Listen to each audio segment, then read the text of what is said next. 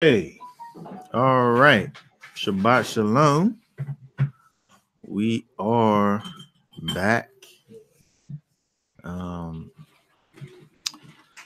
Continuing on with our journey through the triennial Torah portion. We are looking at today Deuteronomy 21, verse 10, down through 22, verse 5. Um, okay. I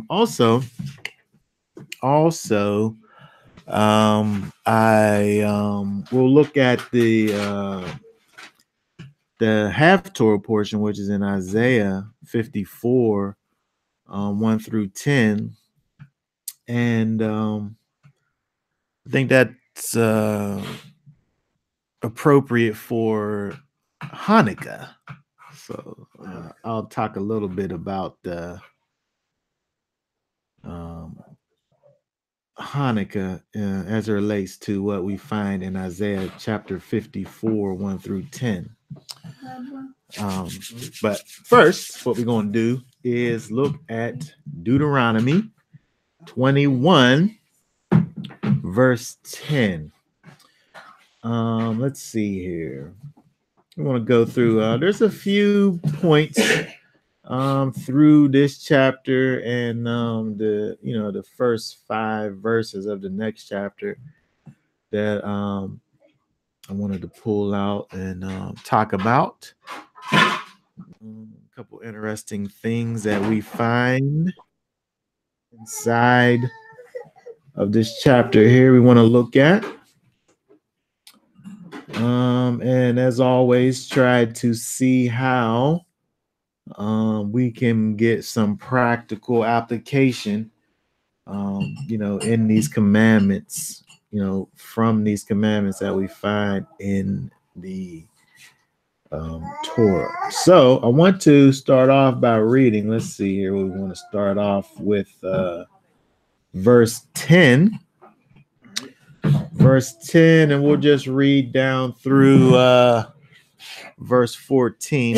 Let me pull this, share this screen here. And we'll just read verse 10 down through 14, and we'll get into those verses here. Mm-hmm. When you go out to fight against your enemies, and Yahweh your Elohim shall give them to your hand, and you shall take them captive, and shall see among the captives a woman fair of form, and shall delight in her and take her for your wife. Then you shall bring her home to your house, and she shall shave her head and trim her nails, and put aside the mantle of her captivity, and shall dwell in your house, and mourn her father and her mother a month of days. And after that, you shall go into her and be her husband, and she shall be your wife. And it shall be, if you are not pleased with her, then you shall let her go at her desire. But you do not sell her at all for silver. Do not treat her harshly, since you have humbled her. Okay, very good.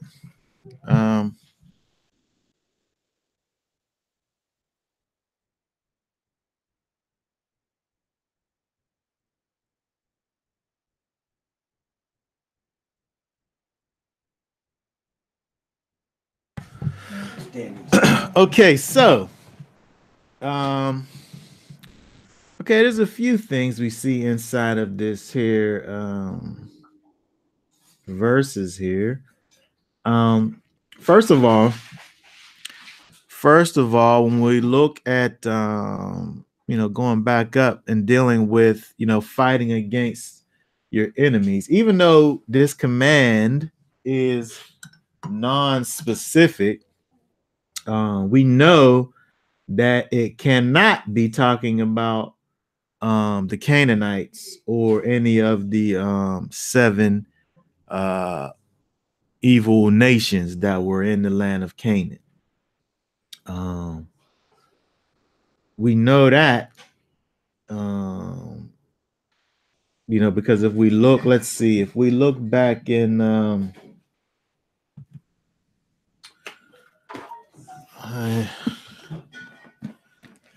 let's see, what is that 20? Oh, if we look over here, let's see. We know we're able to exclude the 7 nations, because if we look in Deuteronomy verse 7, chapter 7, verse 1, it says, go ahead, yeah, read when it. Yahweh your Elohim brings you into the land which you go to possess, he shall also clear away many nations before you, the Hittites, and the Grashites, and the Amorites, and the Canaanites, and the Perizzites, and the Hiwithites, and Yebusites, The Jebusites. Jebusites, 7 nations greater and mightier than you. Oh wait, this is not the. Yeah. Keep going. And when Yahweh your Elohim gives them over to you, you shall strike them and put them under the ban completely. Make no covenant with them, and show them no favor. Verse 3. And do not intermarry with them. You do not give your daughters to his son, and you do not take his daughters for your son. For he turns your son away from following me to serve other mighty ones. Then the displeasure of Yahweh shall burn against you and promptly destroy you. Okay, good. So we know that when we looking at this verse over here in chapter 21, verse 10 through 14, we're talking about when you go out to battle against your enemies, and then you find a beautiful woman and you desire to make her your wife. It's not talking about these 7 nations here, right? Because you was, first of all, you were supposed to kill all these people, right? Clear away these ones. And moreover, you wasn't supposed to intermarry with them, with these particular nations here. That was in the land of Canaanites, the Hittites, the Girgashites, the Amorites, the Canaanites, the Perizzites, and the Hivites and the Jebusites. Those nations there, you wasn't supposed to intermarry with them. Right? So when we see over here back in chapter 21, where it's talking about this, you finding these beautiful women that are part of this nation that you go over and conquer. This, of course, is outside of those 7 nations, right? These are other nations, right? But what we can see is that it is dealing with these peoples, these other nations, right? That aren't Israel. Right? That part seems to be clear. You can go and take these other nations, these women from these other nations in your that you've battled and that you've chosen, as long as they wasn't from those 7 nations, right? Because again, when we go through the Torah portion, this here is not kind of trumping the other verses, it's adding to it, right? So it's not giving you all the details, right? But we gotta add to the details that we already have, right? So we already know that we can't deal with those 7 wicked nations that we find in the land of Canaan when we get there. But throughout our journeys and travels after that, we have here, again, we're able to go and find these beautiful women that if we have desire for them, we could go ahead and make them our wives and bring them into our house, right? Yeah. So, you got these people out here who want you to sit up here. First of all, they want to turn it into a racial thing. And the scriptures don't never get into race, racial kind of a thing, right? It dealt with these people who were in a specific location, but it has to do with, moreover, kind of their, I don't know, their it was more of a cultural thing, yeah, more than like a racial thing. Cultural thing, right? And the people, again, who you was forbidden to be with was a specific people, right? Because you clearly here have a the ability to go ahead and take these people who were your enemies, right? But it wasn't just there was things that was attached to this whole situation, right? It wasn't just, you wasn't just taking them in, because even though it's giving you the option to go ahead and take in these strange women. It's giving you the option to take in these strange women. There's something that you're doing that's you're kind of easing her into the situation, right? You're not taking her. It's funny. You're not taking her as she is. No, not coming as you are. she's not coming as she is, right? Because something has to happen, right? When we look at verse 12, it says, "Then you shall bring her into your house, and she'll shave her head and trim her nails." Right? When we look at let me flip over to Leviticus, because we're going to think about this whole idea of what's going on with this idea of her shaving her head and trimming her nails. And we can get some insight into what's going on if we look at some other places where this same kind of a thing is going on. If we look in Leviticus 14, verse 8. All right. What'd that say? "And he who is to be cleansed shall wash his garments, and shall shave off all his hair, and wash himself in water, and shall be clean.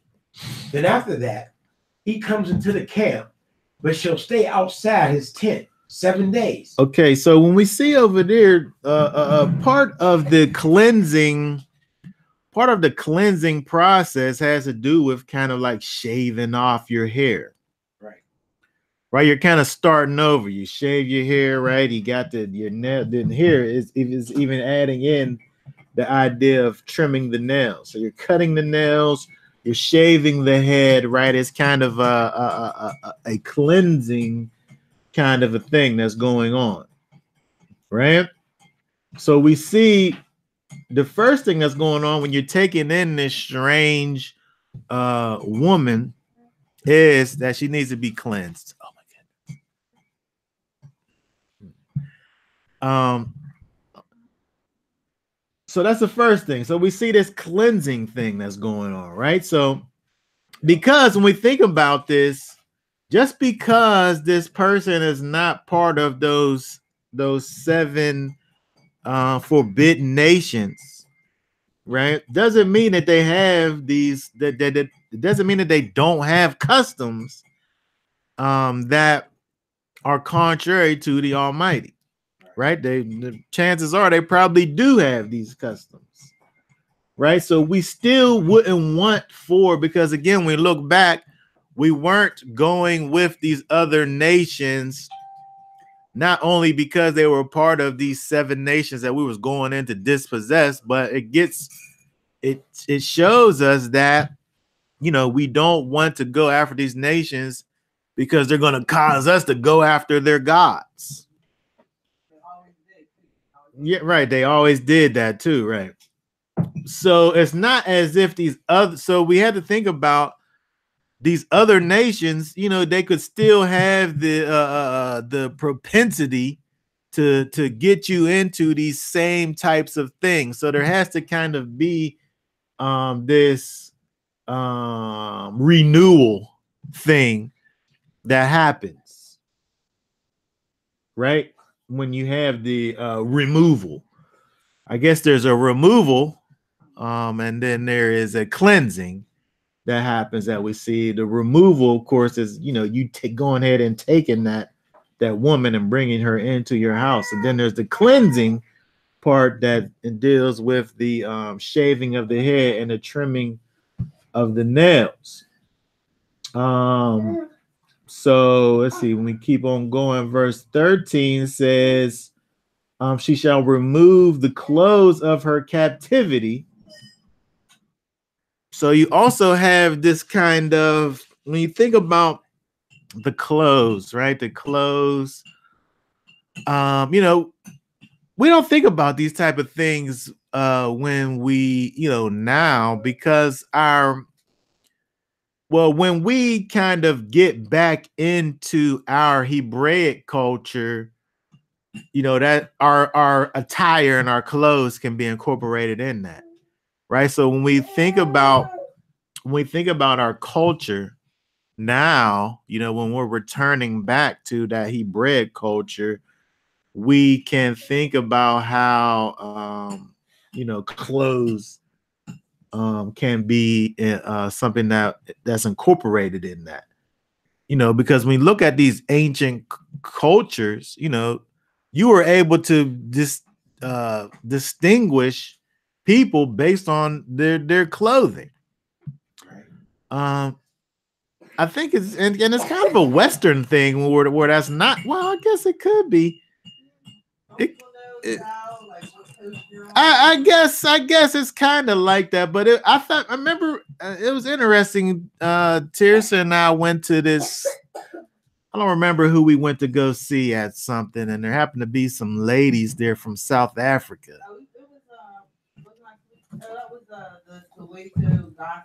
Yeah, something like that. So we saw these ladies from South Africa, and Tirsa happened to have, she had on her clothes that she bought in South Africa. So the design of the clothes that she had on, the people was able to look at that and know that she got that from South Africa based on the you know, the way that the clothes was made. Right.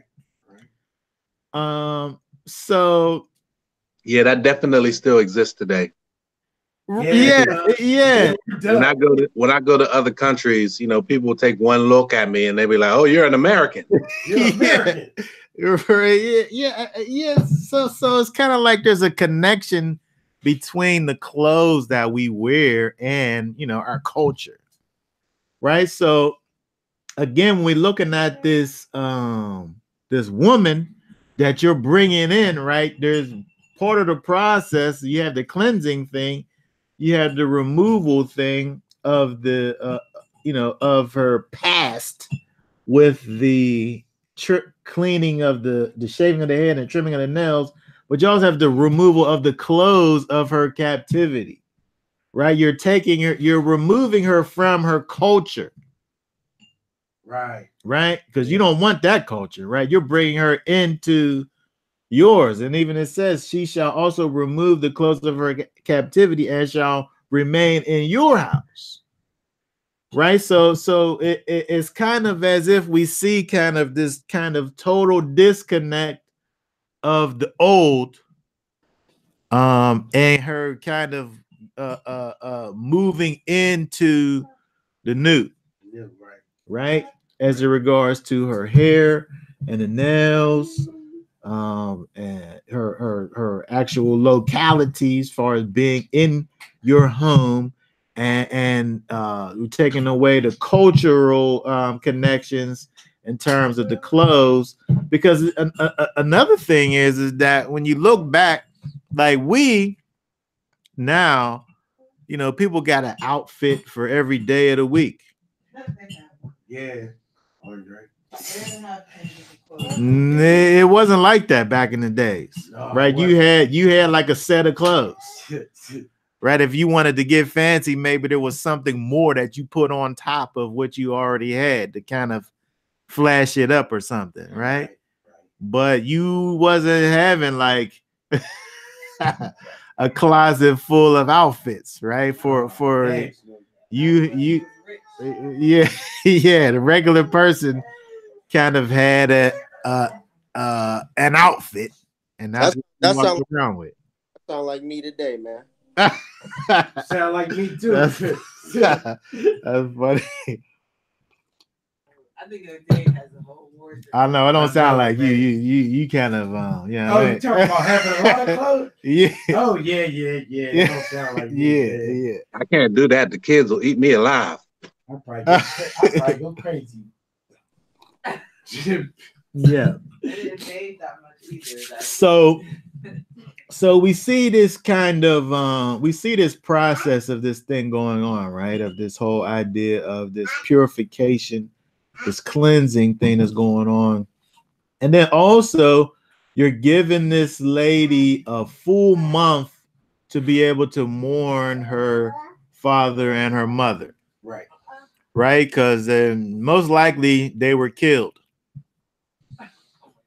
Right? Because we're talking about, battle. Well, as I'm saying. So she has this month to kind of just get over to move on. Right. Right. To move to kind of disconnect herself from her former attachments. Right. And you allow this woman this. Grace, right? Huh? It's grace. Grace? Grace to give her some time to. Oh, give her some time, yeah. I mean, I guess you could hold on. Well, let's say what you talking about. I'm saying it's grace to give her that time. Oh, so you it would be a little bit ignoring her emotional state to just force her to move on, instantly. Yeah. Well, I guess you can you could categorize it as that, yeah. Where you're allowing her to be able to heal emotionally from the horror that probably just happened. True. Right? So you have this period, a full month, it says, a full month of disconnect, right? From all of the old. Right. So when you think about this, right now, think about this now in terms of how can we look at this and kind of bring this up to our situation now in 2018. Because we're not necessarily going, I said necessarily, we're not going out and going into battle and bringing back the booty and of these other nations, right? That's just not happening. It's just not happening. Right, we're not doing that. But when we think about this idea of potentially going and for those who are on the hunt anyway, going out and the hunt. The hunt. See, Christian understands where I'm at. Christian? Yeah, Christian's on. Christian, yeah. you ain't here. I'm just waiting to hear what you gonna say. Yeah. People that's on the hunt, right? Now you could be. So what I'm saying is that we see how there's kind of this. It's really a conversion process that's going on here of sorts, right? A cleansing that's going on, a transformation of the old ways, a disconnect from those old ways, all prior to the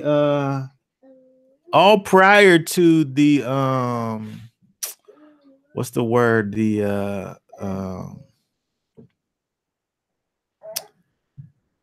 What do you call it whenever you solidify your marriage? All prior to the consummation of the marriage. there's a process that goes on before you take this strange woman into your situation. And that process is something that happens. It says, after it goes through the process, the second part of verse 13, and after that, after you had the mourning and the removal of the clothes and the shaving of the head, which again is that cleansing that's going forth. After that, then you may go into her and be her husband, and she shall be your wife. So I'm saying that when we look at this, it's kind of giving us these principles of how we can deal with these quote unquote strange women, right? If we're gonna go and take on these strange women, they have to be made accustomed to our situation, and move on from their prior situation before we go into them and consummate that marriage situation. At least that's what I. It's not like you're gonna marry her and then change her after. Yeah, right, exactly. She has to be changed before. That's what I see. She has to make that step before you actually. There's the transition, the cleansing, the renewal, all of that happens first. Right? And she's dealing with all of her past kind of connections that she's lost. Right? Because when we think about this life that we live, and it parallels this whole situation, because sometimes we get into these situations, you because of your situation, you may not have killed the person's parents, right? But there's that separation, right? When there's that separation where you missing out on all of these little holidays and places, times whenever the family connects, and you're not present for that, right? So we have this separation that you make from. I'm saying there from would worldly carnal ways. Right, but from your physical, I'm saying from your physical family, where there's a potential disconnect when you go in and get these strange women, right? You're disconnecting that strange woman from her former connection. I would also say that it probably isn't that wise to even involve yourself with all that. Well, because you got yourself what you saying is absolutely, that's wisdom. Now what you talking about, you would not have to worry about that's her wisdom. having to shave her head. She don't gotta do none of that. There's nothing to forget. There's nothing to forget because she was already in it. That's wisdom. So I just think that. But all I'm saying is that all I'm saying, no reason to deal with. That's absolutely true. That's absolutely true. That's the best case scenario. That's the best case. Let's just say though. But inside of the Torah, there is allotment for that. But it seems as if, as I'm looking at it, there's a process. What you say, Christian? So let's just say, I met me, a nice Nordic woman, you know what I'm saying? An Icelander or a Viking or something. Why are you saying those type of people though? I was just wondering. And applying it to today, yeah. Do you think they would still have to shave their heads, or are we talking like, all right, go ahead, eat all the pork you want for 30 days. And after those 30 days, you got to put that pork away. Well, I think that if we're thinking about it like that, I think that the 30 days would have to be Like if I ate it for 30 days, I would be remembering it all that whole time, right? But I should be having, if we're thinking about like what we're looking at, we're figuring out how we're able to move on without those things. So it wouldn't be about you kind of indulging and gouging yourself with all the pork you could get, because you know after 30 days it's going to be done. You would be removing yourself from those things. Okay with it, right? Yeah, you would be getting used to the idea, because if you think about it, that's what this woman's doing. She's getting used to the idea that her father and mother are gone. Right? She's getting used to the idea that all of her former ways are just that, former. They're over, right? So yeah, that situation seems a little dangerous to me. Like if I just killed somebody's mom and dad in war and then took their daughter, I would have to sleep with one eye open all the time. Like I wouldn't. Right. So now, but when you saying all of that, right? When you saying all that, it's just bringing more. Like again, this is a commandment of kind of allowance, where if you're going to do a certain thing, this is how you do it. Right. If you do a thing, this is how you would do the thing. The best case scenario would is not even to go down that route, right? But this is just setting the parameters for how you would do the thing. So you're right, because that's a whole other thing, and that's why I don't know where the scripture is where it talks about when you went to another thing that's added to is when you go to these other nations, right? You wasn't going to take a woman who wasn't a virgin, or or you wasn't going to take one that had she had kids, she wasn't a virgin, right? So you was going to take a virgin. And you was going to kill you were supposed to kill the sons, because you think about, you killing the ones who's going to come back for the revenge on you. Yeah. Right. And you're going to kill the ones who have like a connection to other people or things. I don't remember what the verse is. Somebody could probably find that. Where they go in and there was stipulations upon which women they could actually take. And they couldn't be somebody who ever had children. In fact, they had to be virgins and so on and so forth. I forget where it's at.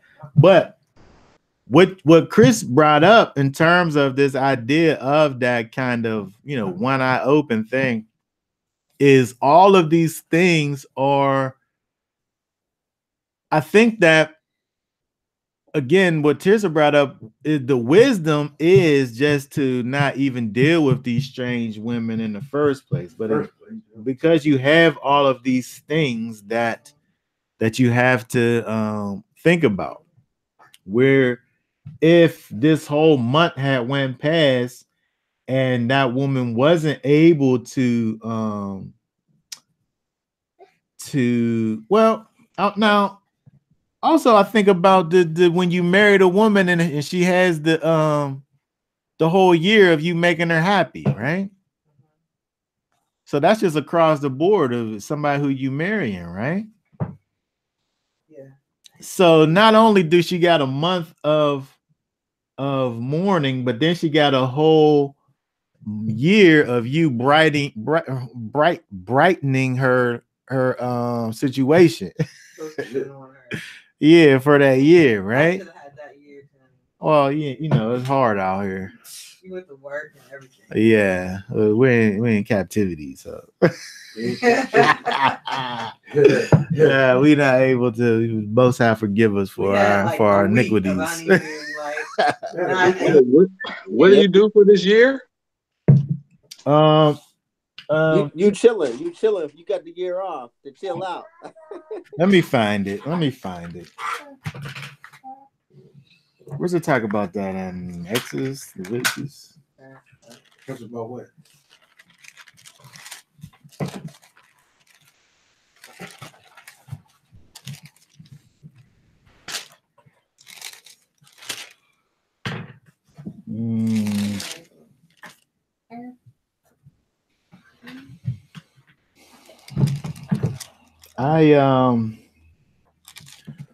Somebody gonna have to Google that because I can't just look that up right now. Okay. You got it?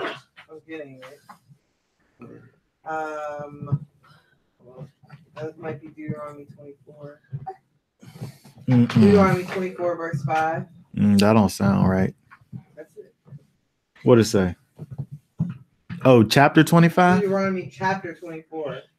Verse 25? 5. That definitely don't sound right. What it say?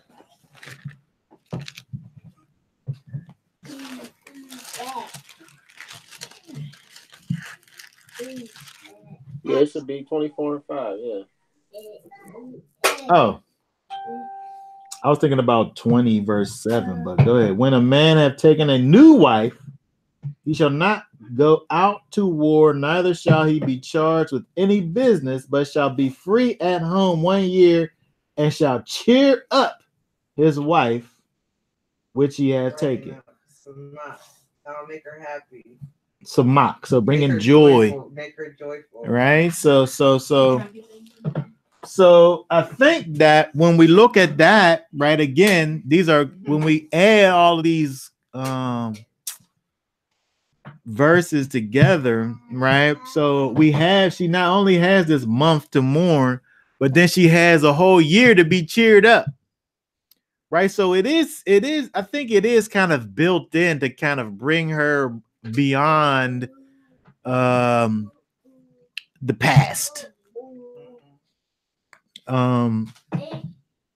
But again,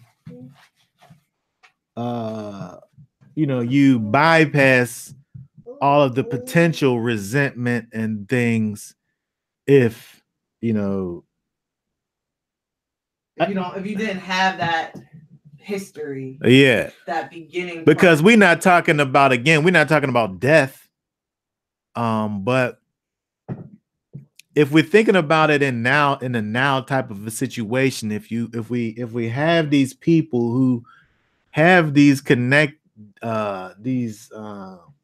connections with their family and their previous, like think about it. If you bring somebody in who's not in the faith, and as a man, you're leading your household, which causes there to be a separation from things that are detrimental to your faith, like your family being part of these pagan gatherings and so on and so forth. I guess if the woman that you bring in is not fully on board and she's just following along with her husband, then there would be resentment. Yeah, it would. But I think that when we look at this and we think about this whole idea of cleansing, because again, if we're talking about cleansing, we can't limit it to just washing. No. Right? It has to be an internal kind of a thing. Spiritual cleansing. Exactly. So when we think about that from that perspective, I think that like if we're going to spiritualize this, I think we have to look at it fully, where the person is not just going through an act, right, but they're literally being cleansed, as this kind of prerequisite to going in unto her. That I can relate to that because it's funny that you say that. Years ago, when I was studying Islam tricks, I know why I did it, to impress a female. I I learned Arabic, learned everything. I just did it to impress her. I wasn't full-fledged in it. Mm-hmm. So, but now I'm in the truth. I see there's people like that as well. Yeah. Well, that's, women have to have their own faith, their own foundation of faith. If they're just changing to conform because they want to try to win, the affections of a person. Right. It's not real. It's not right. So what's going to happen is that whenever certain hard situations might happen, according, with the family and all that stuff, it's going to cause her to have bitterness. Mm-hmm. Right. And feel like she's being forced into something that, people don't really add up all the costs sometimes. Cult. Her whole family gonna say you in the cult. Yeah, I know. Yeah. You in the cult. So, but what I'm saying is that person who's saying that, I'm saying wasn't properly cleansed to begin with. Right. Like the conversion process. Right. Didn't happen all the time. Right. Yes. Right. So whenever she was shaving her head, she missed a couple spots. Should have asked you to do it. You know what I mean? So again, I think that when we look at this again, we have to be able to figure out how we're able to look at this from a right now perspective, right? And I think that when we look at this, and again, when it gets to the end, in terms of if she wasn't pleasing to you, right? You wasn't selling her, right? You wasn't treating her like a slave. You was treating her like she was one of your people. Right? You didn't take her and then shame her and push her away. Right. You treated her like she was an actual person. Right. So I think that aspect of it kind of lends to the thought process of the conversion piece that happens, where you take this person in who's on the outside and you fully kind of bring them over into the inside, so much so that if you was to separate from them, they wasn't going to be treated like an outsider anymore. Right. And the way some of these Israelite brothers is today, they shoot. Sister can be in the truth and they treat them like outsiders. Yeah, that's yeah.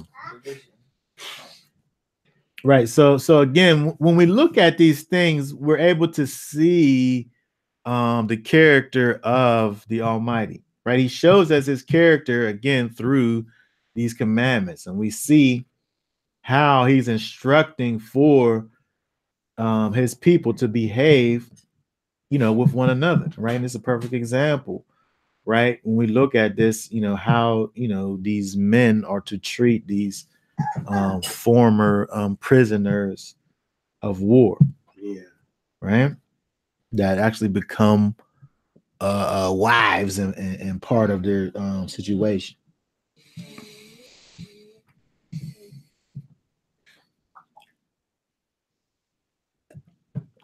Okay, so let's anybody else have any thoughts about those verses before we keep on going? You covered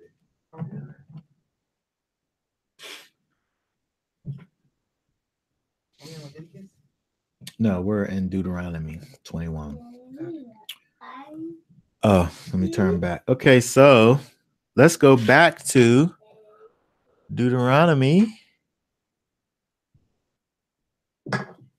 21, and let's look at, let's see, 15 through 17. When a man has two wives, one loved and the other unloved, and they have borne him children, both the loved and the unloved, and the firstborn son is of her who is unloved, then it shall be on that day he makes his son to inherit his possessions. He is not allowed to treat the son of the beloved wife as firstborn in the face of the son of the unloved, who is truly the firstborn. But he is to acknowledge the son of the unloved wife as the firstborn by giving him a double portion of all that he has. For he is the beginning of his strength. The right of the firstborn is his.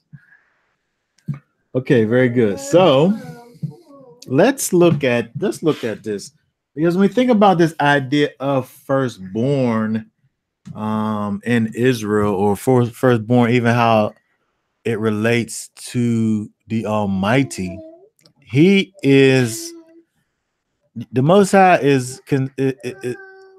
He cares about the firstborn. So let's see what we see here. Let's look at this. And after firstborn, let's see here. Firstborn.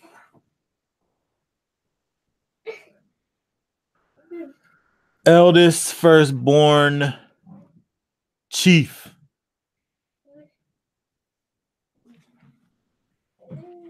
That's Bekor.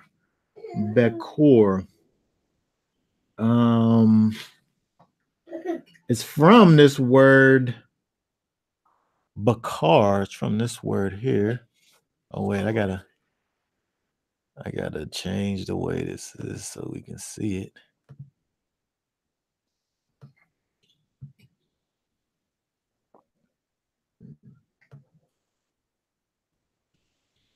Bakar, to burst the womb. That is to bear or to make early fruit of woman or tree. Also, to give the birthright, firstborn, new fruit, so on and so forth. So this idea of the firstborn being this, the first one to burst forth. But now in this context over here, what we're looking at is dealing with the firstborn that comes from the man. Right? The man has two wives. He loves one and hates the other one. But the one that he hates actually had the firstborn.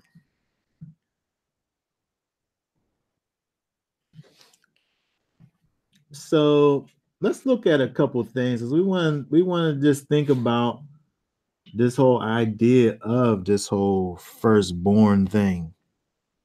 We get a glimpse when we read the end of 17, where it says the beginning of his strength. Right? That firstborn is the beginning of his strength. But let's just look at this a little bit. Let's go over and look at a couple things. I want to look at what do I have here? Exodus.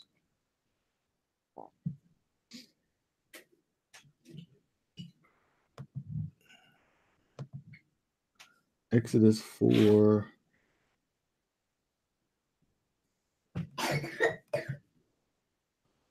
(22).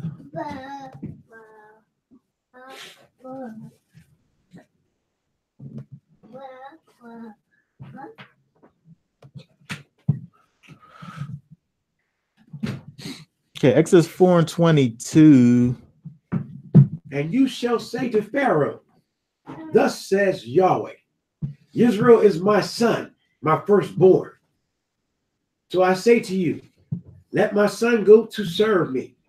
But if you refuse to let him go, see, I am killing your son, your firstborn. Wow.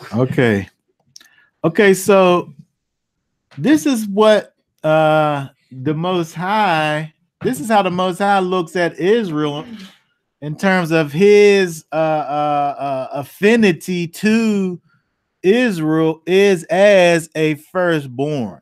That's right. Right? So, hold on, stop. Go ahead. So the way that the Most High is looking at Israel is as a firstborn son. Right? So it's kind of like a built-in status. Right? So it's a kind of a built-in kind of position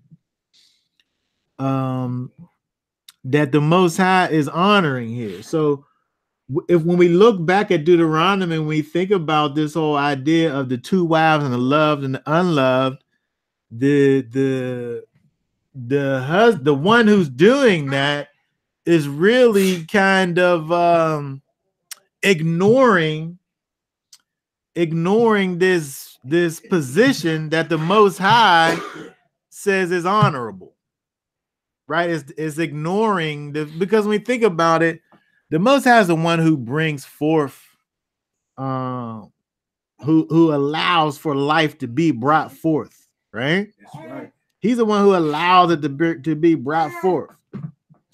So there is a something to be said about this this firstborn position, right? So much so that the apple of his eye, his most treasured people, he's actually calling this firstborn. When we look at let's see, Exodus 13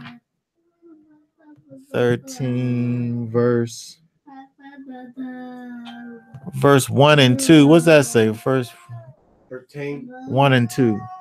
And Yahweh spoke to Moshe, saying, set apart to me all the firstborn, the one opening the womb among the children of Israel, among man and among beasts. It is mine. Right. So when we think about so the Most High is calling Israel his firstborn, but then among his firstborn, then now he has a firstborn. Right? And those are his. Those are his. Right? This whole thing about this whole firstborn thing, and then he goes into it more down in 11 through 13. Read those verses there. Verse 11 there. 11 through 13. It shall be when Yahweh brings you into the land of the Canaanites, as he swore to you and your fathers, and gives it to you, that you shall give over to Yah every one opening the womb, and every firstborn that comes from your livestock. The male belongs to Yahweh. But if every firstborn of a donkey, you are to ransom with a lamb. And if you do not ransom it, then you shall break his neck. And every firstborn of man among your sons, you are to ransom. Okay, again, so we have this thing that the Most High is doing with connecting these firstborns unto himself, right? Israel was his firstborn. He was, and what he did when taking Israel out of Egypt was to kill the firstborn of Egypt. Right. And we see this connection to this whole idea. So we're looking at this and we see that the Most High has a desire to acknowledge the firstborn. Right. So when we look at these verses about the firstborn,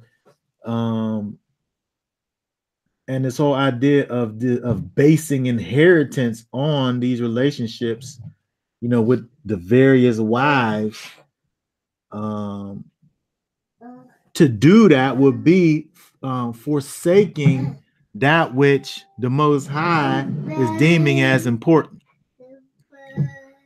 Right? But does that take away the man's right to decide who he wants to be? We talk about the birthright and the blessing. Well, I'm gonna talk about the birth. I'm gonna talk about the birthright and the blessing, but I'm saying in terms of what the example that we have is an example of of the most of the man is denying the son, not based on the son, but based on the mothers, right? So he hates the mother, so he's going to deal with the children according to how he deals with the mother. Right. I'm saying that, like Jacob,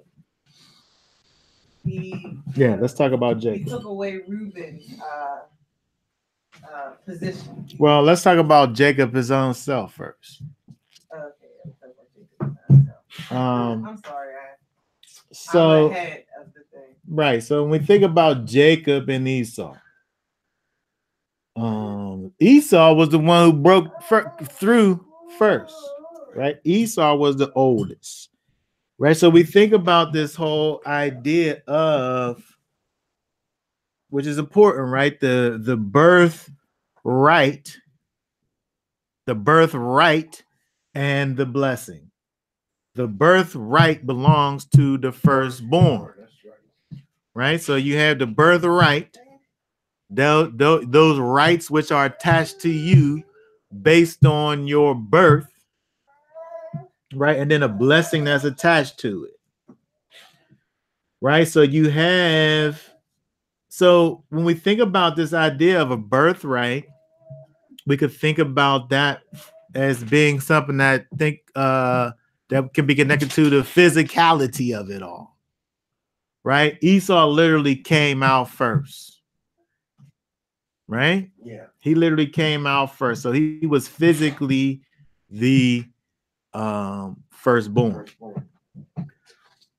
But a blessing is kind of metaphysical, though, right?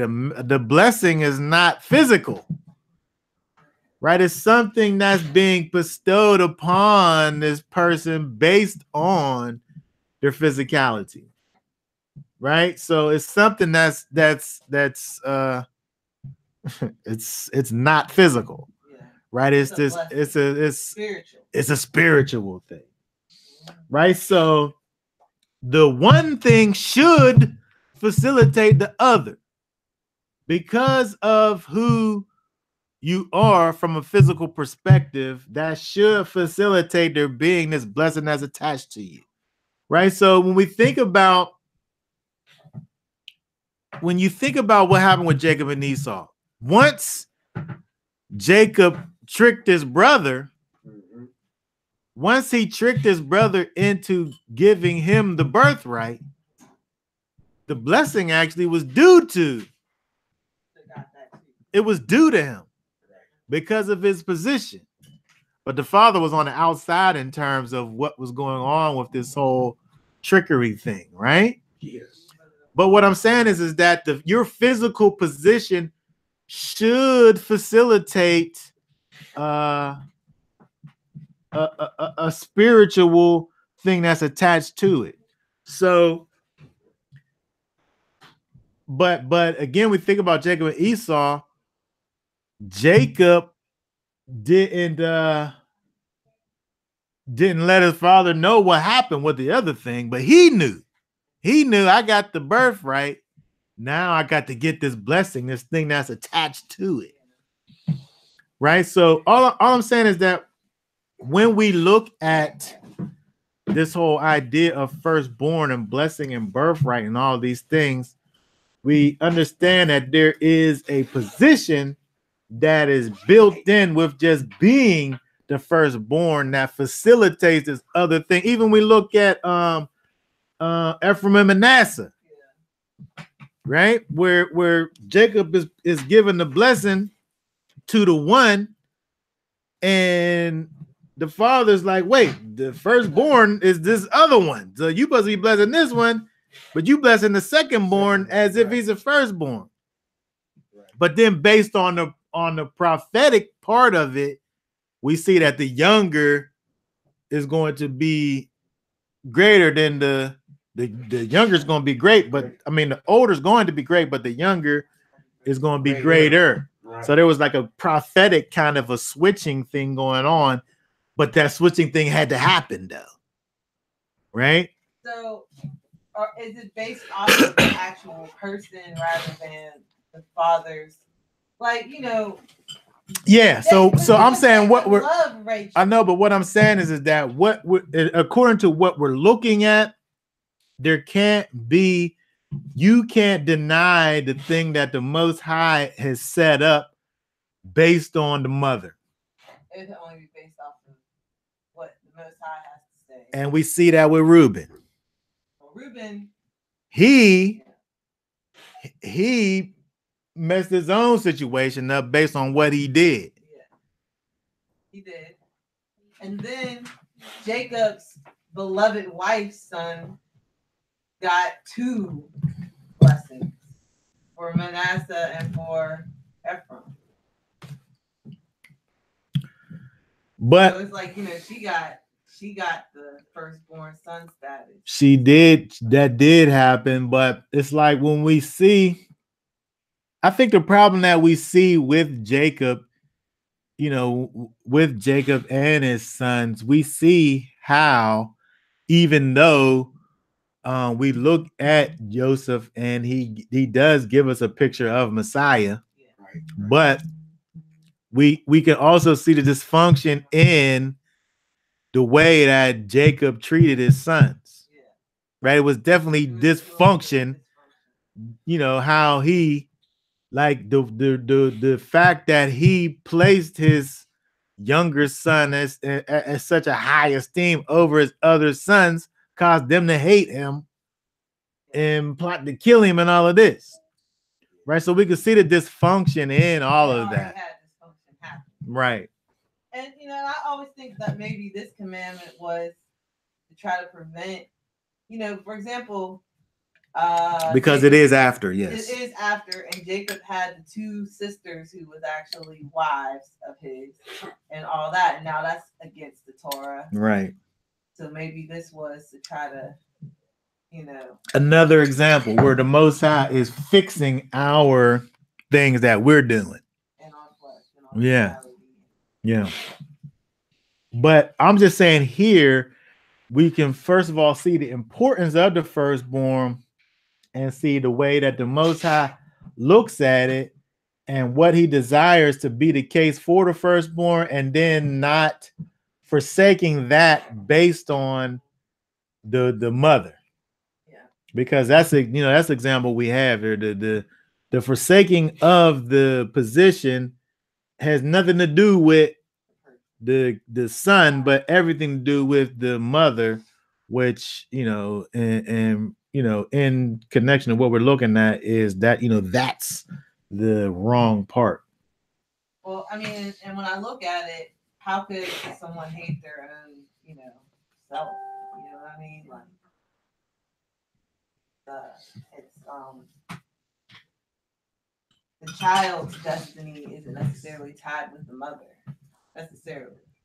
Well, I think this is what he's trying to, the Most High is trying to prevent, because, you know, as human beings, this is what we do. We have a connection with these wives, and because we may have a better connection with one or the other, you know, you're forsaking, the child gets forsaken, right?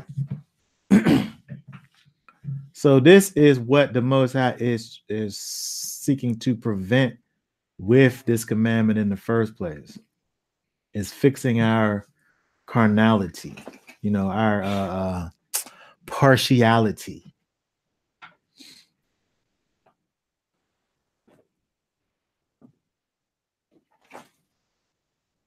Okay. All right, let's go back over to Deuteronomy, because there's more. Let's see here.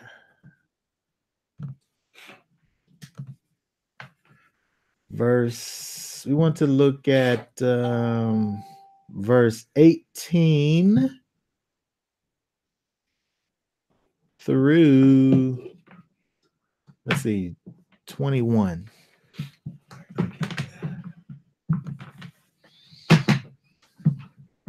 When a man has a wayward and rebellious son who is not listening to the voice of his father or the voice of his mother, pay attention, and who, when they have disciplined him, does not listen to them, then his father and his mother shall take hold of him and bring him out to the elders of his city, to the gate of his city, and shall say to the elders of his city, this son of ours is wayward and rebellious.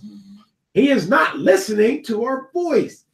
He is a glutton and a drunkard. Then all the men of his city shall stone him to death with stones. Thus you shall purge the evil from your midst, and let all Israel hear and fear. Okay, very good. So we see here this whole thing about this stubborn and rebellious son. Stubborn and a rebellious son. So let's look at, if we want to prevent our sons from being stubborn and rebellious, we have to know what these words actually means, right?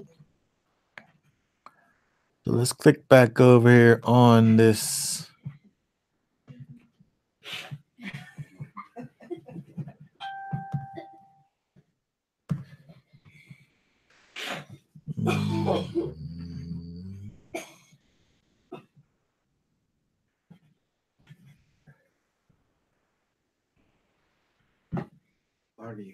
Oh, you ready for me to read?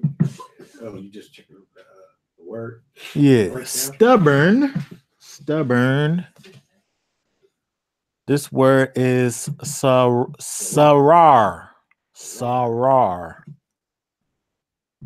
To turn away, that is morally, be refractory. Refractory. That's an interesting word. It sounds like one of my words, don't it? Refractory. You know, I be making up words and stuff, giving this meaning. Refractory means sullen or perverse in opposition or disobedience, obstinate in non-compliance, as a refractory child or refractory servant. Raging appetites that are most disobedient and refractory. Unmanageable, obstinately unyielding. It can be applied to metals. Difficult infusion. That's interesting. Not easily yielded to the force of heat. So it's a word that's dealing with this whole idea of being obstinate. It's interesting because I remember when I used to work at Western Psych with the young boys in the little home that they stayed in, and I've seen kids that were bad, right? But they're not bad. You know what I mean? Where they're just kind of just little mischievous, or they're bad because they, at school they want the attention of the other people or so on and so forth. Right. But then I've also seen kids that were really just bad. Right. We're just obstinate, just not even trying to do anything that looks close to what they're supposed to be doing.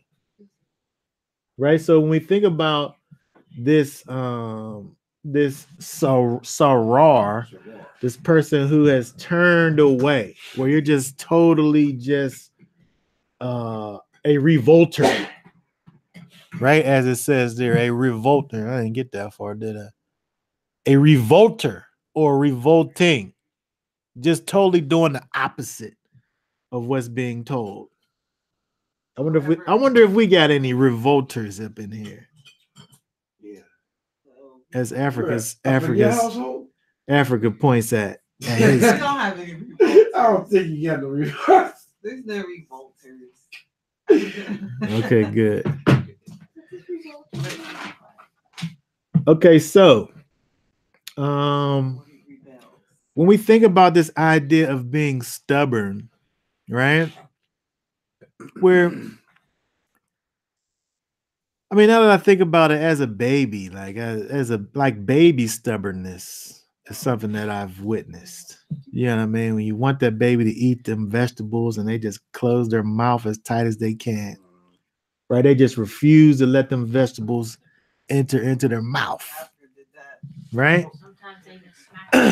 Right? Turn away, right? But here we think about this person,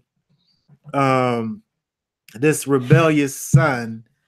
It's beyond the baby stage, right? It's just not like some little kid, right, who's just being bad, right? This is like right, where they're purposefully and with knowledge and intent turning away, right? So we see that with this stubborn thing here. And this other word here is rebellious. Rebellious. Another word, marah.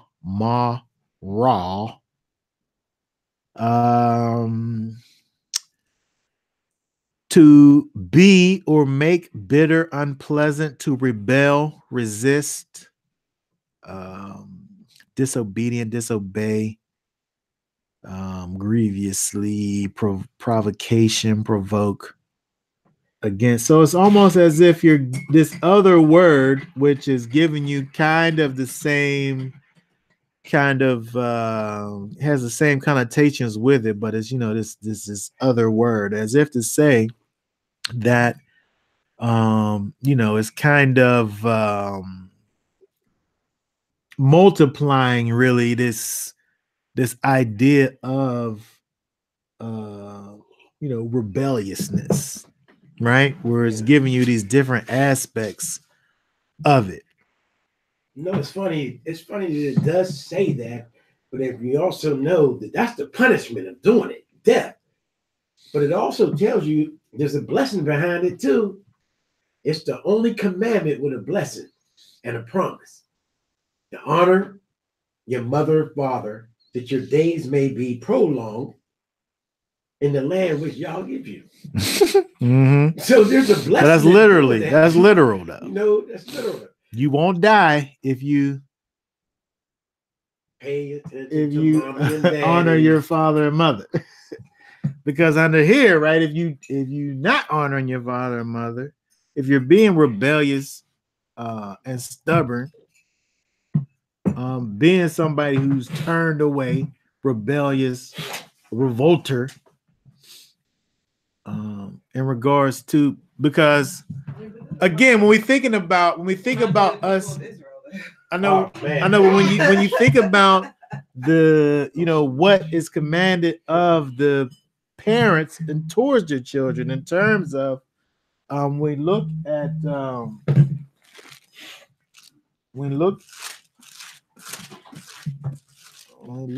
Deuteronomy chapter 6, where it says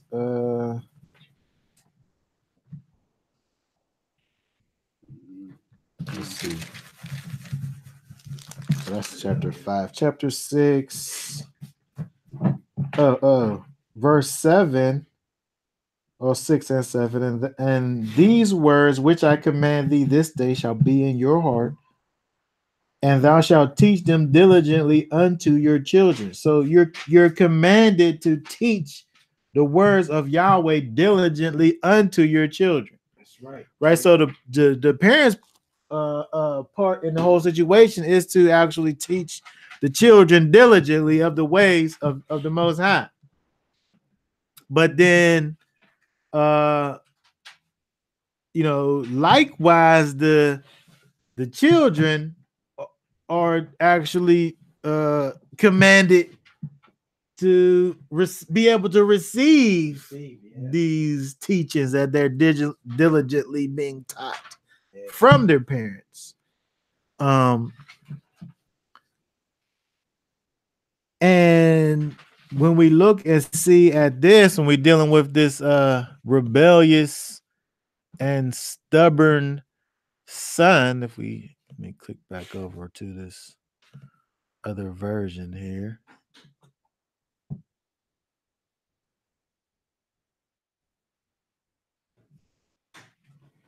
Who has not listening to our voice and is a glutton and a drunkard. Right? Where you think about this idea of being someone that's overindulging in just whatever, because when we think about Torah in general, the Torah in general is guarding us from gluttony, right? It's guarding us from overindulging in things that are detrimental to our own situation.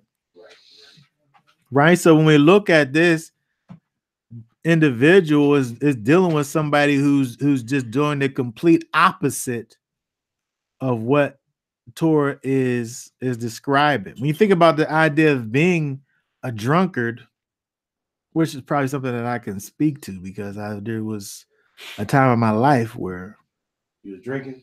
Yeah, a lot. Right. And so in that state, you're doing things. It's the ultimate a manifestation of carnality, I would say, Right. because you just do whatever just feels right to you. You just, all inhibitions are gone. You do whatever, you say whatever,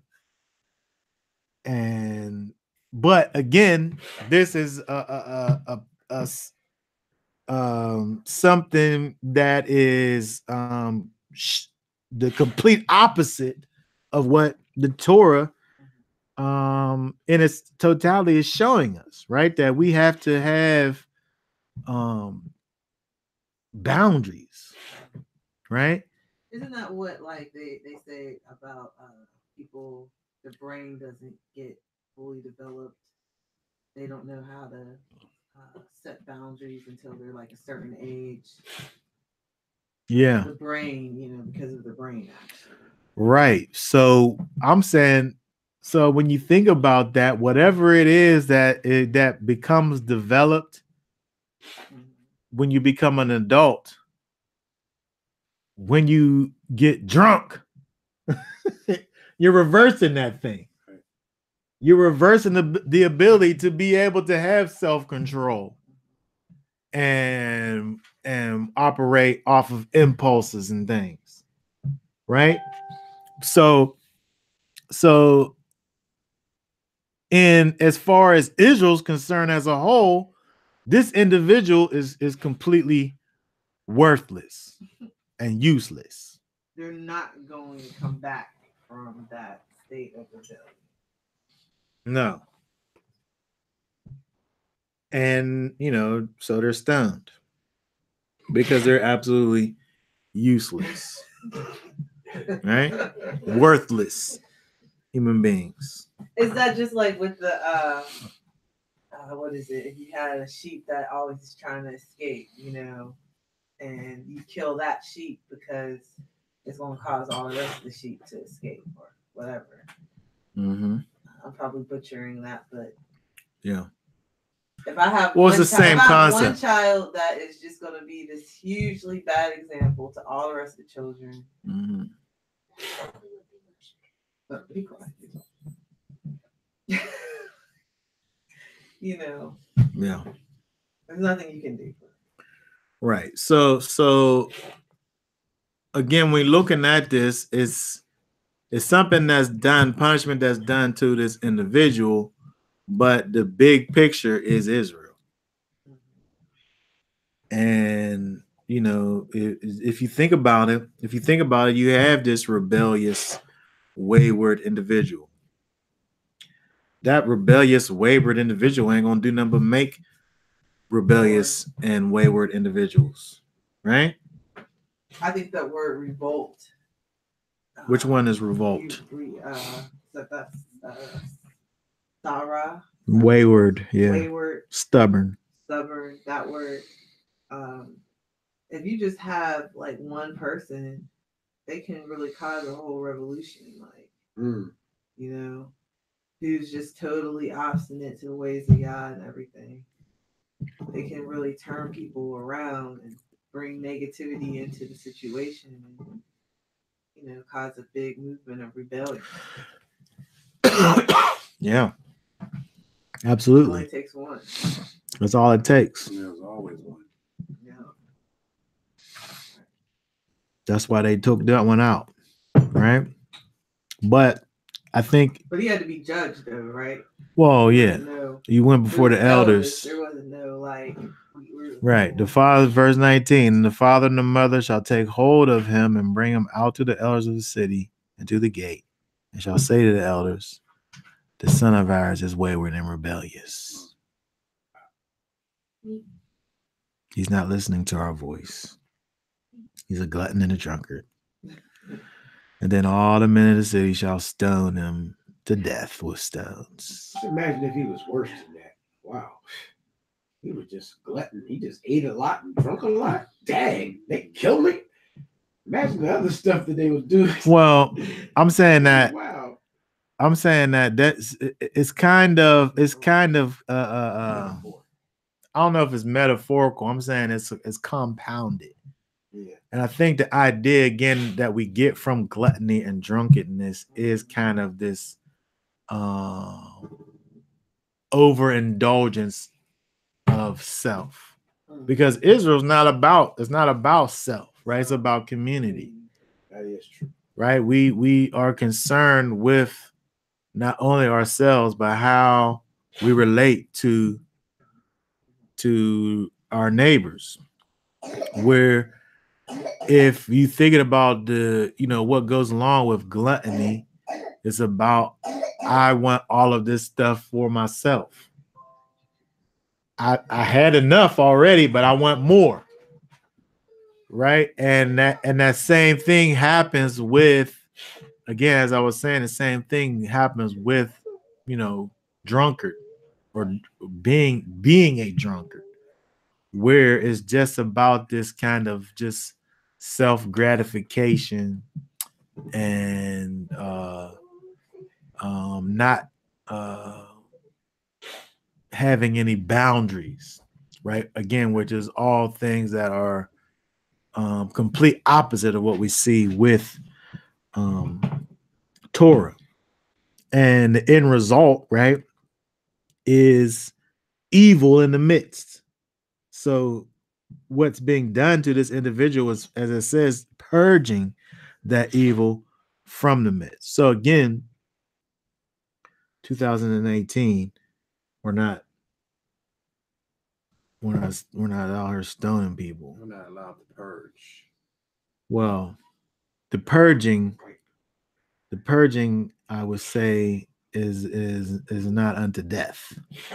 Well, it ain't into nothing because we got evil in our midst. Well, it's into something. What I'm saying is that the equivalent would be you have a son that's coming of age who is wayward and rebellious. You may not take him out and stone him with stones, but you could most certainly remove him from your situation. Your household, right? Yeah, but then he's still in the community. You know what I mean? And well, you do what you can do. What the alternative is? What you kill him, and then now you've removed yourself from your own situation. But how? Ain't it interesting how the police can kill our children, but we can't? It's terrible. I mean, but I didn't think about it like that. I think that is that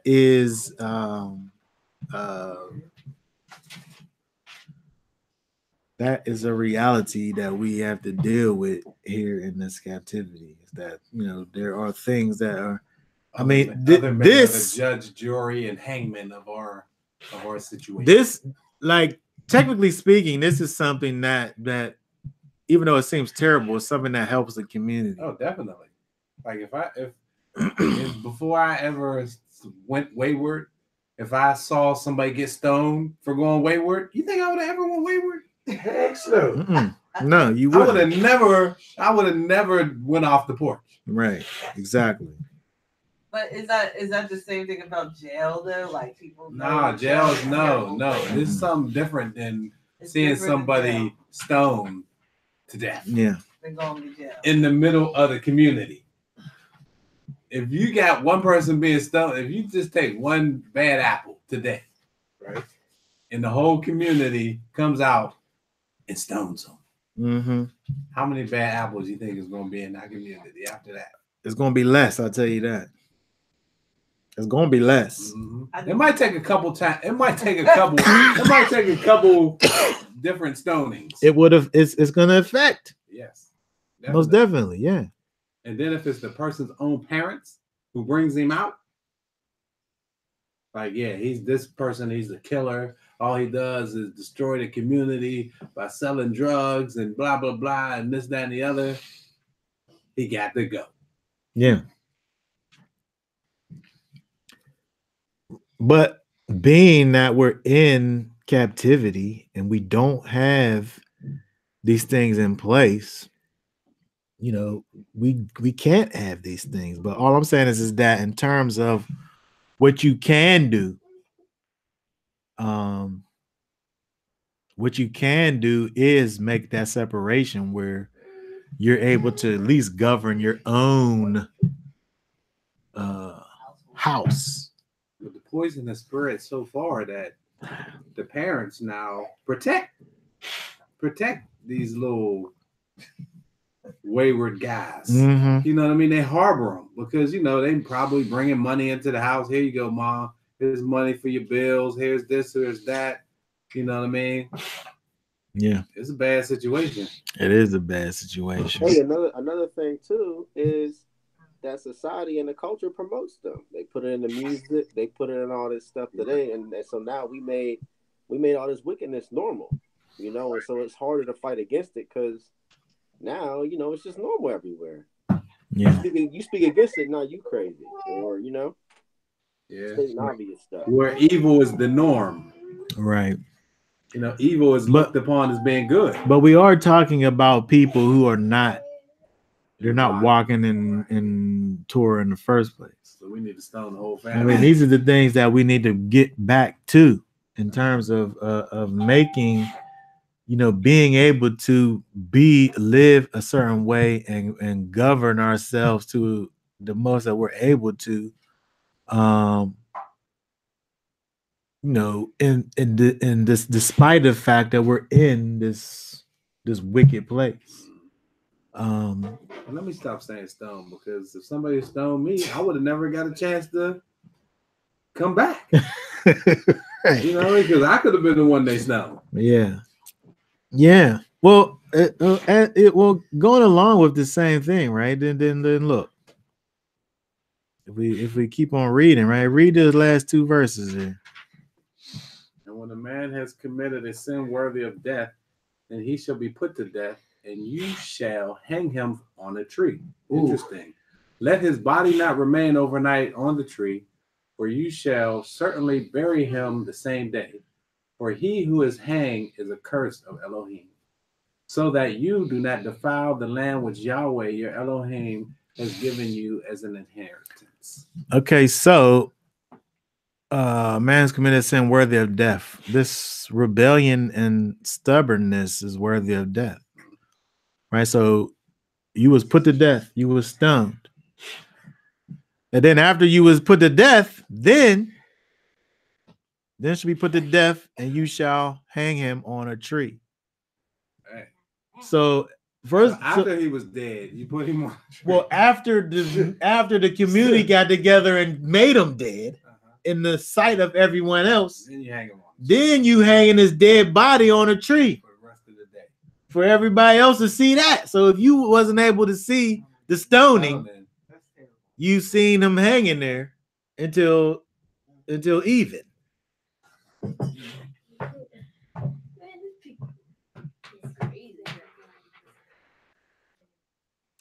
I really wasn't even thinking about this whole idea of this dead body on display really until today.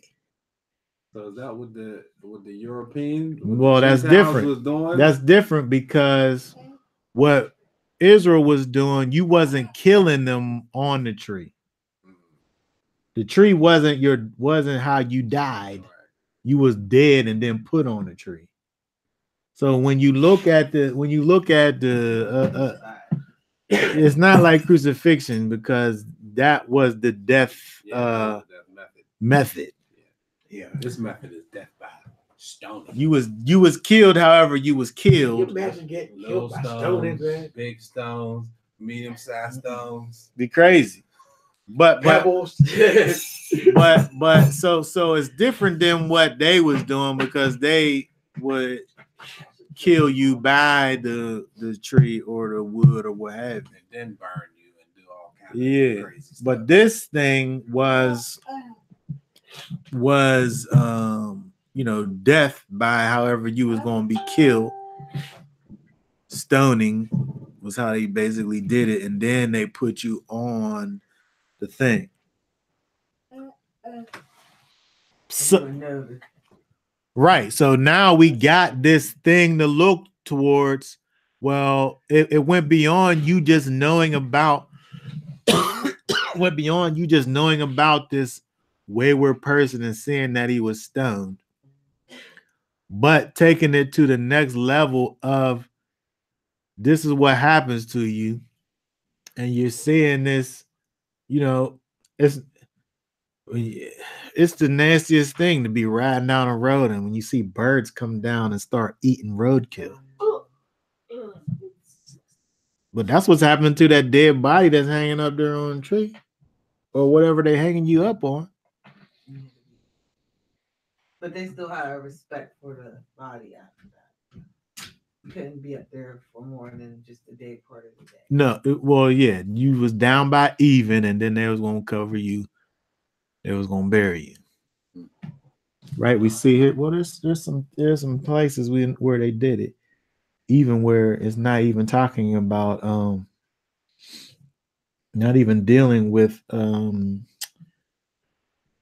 Israel. So if you look at, let's see some of these here. I think if you look at some of these where it's 4 nations, just the way that they did it. Let's see. What do I have here? What's it say over here?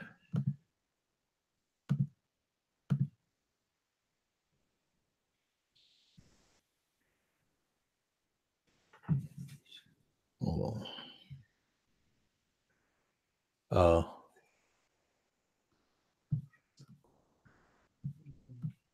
I went to 9. It's actually 29.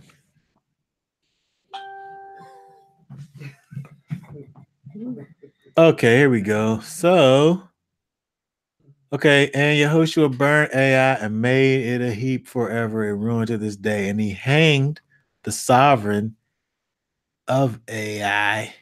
I don't know how you artificial intelligence on a tree until even, and then at sunset Yeshua commanded that they should take. Oh, so now see this. Look at what they did with this, right? So this is somebody who is this person here? He's the king. He's the king of this other place, right? So they hung him on a tree until evening. Until evening. Did they hang him or the sovereign of? Sovereign. This is what we're talking about, the sovereign of this place, which is the king. Oh, so AI is the place. Yeah. Oh, okay. And at sunset, Yehoshua commanded that they should take his corpse down from the tree and throw it at the entrance of the gate and raise over it a great heap of stones to this day. So even though this is not somebody who's Israel, the way they did things, they took this person who came from this burnt up city, he's probably already dead, hung him up there, and then when the sun went down, they took him down and buried him. So it's just like a thing that they did, whether you was all day, Israel or not. yeah. They was gonna put you up on display, but then take you down, at night, at sunset, at even.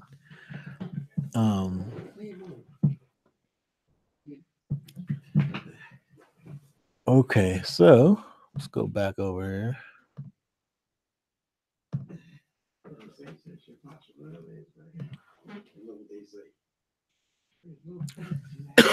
So when we look at this again, and then it talks about, when we think about this idea of he who is hanged is accursed of Elohim. He who is hanged is accursed of Elohim. Oh, let that be known as tree too, not cross. What you talking about? Right here? Yeah. Yeah. This says tree. Cross is what the Romans and them did, and they didn't always do that. This here is tree, but it's the same. But actually, it could have just been like a stake. Right. That's the Greek word. No, I'm saying here. It could. They could have just put a post in the ground and hung you up on it, or it could have been a tree. That word is in Hebrew. This is in the Old Testament. That's a good idea. What you say? Isn't it? Look at you. You into this. I like that, Africa. Africa said, isn't it interesting?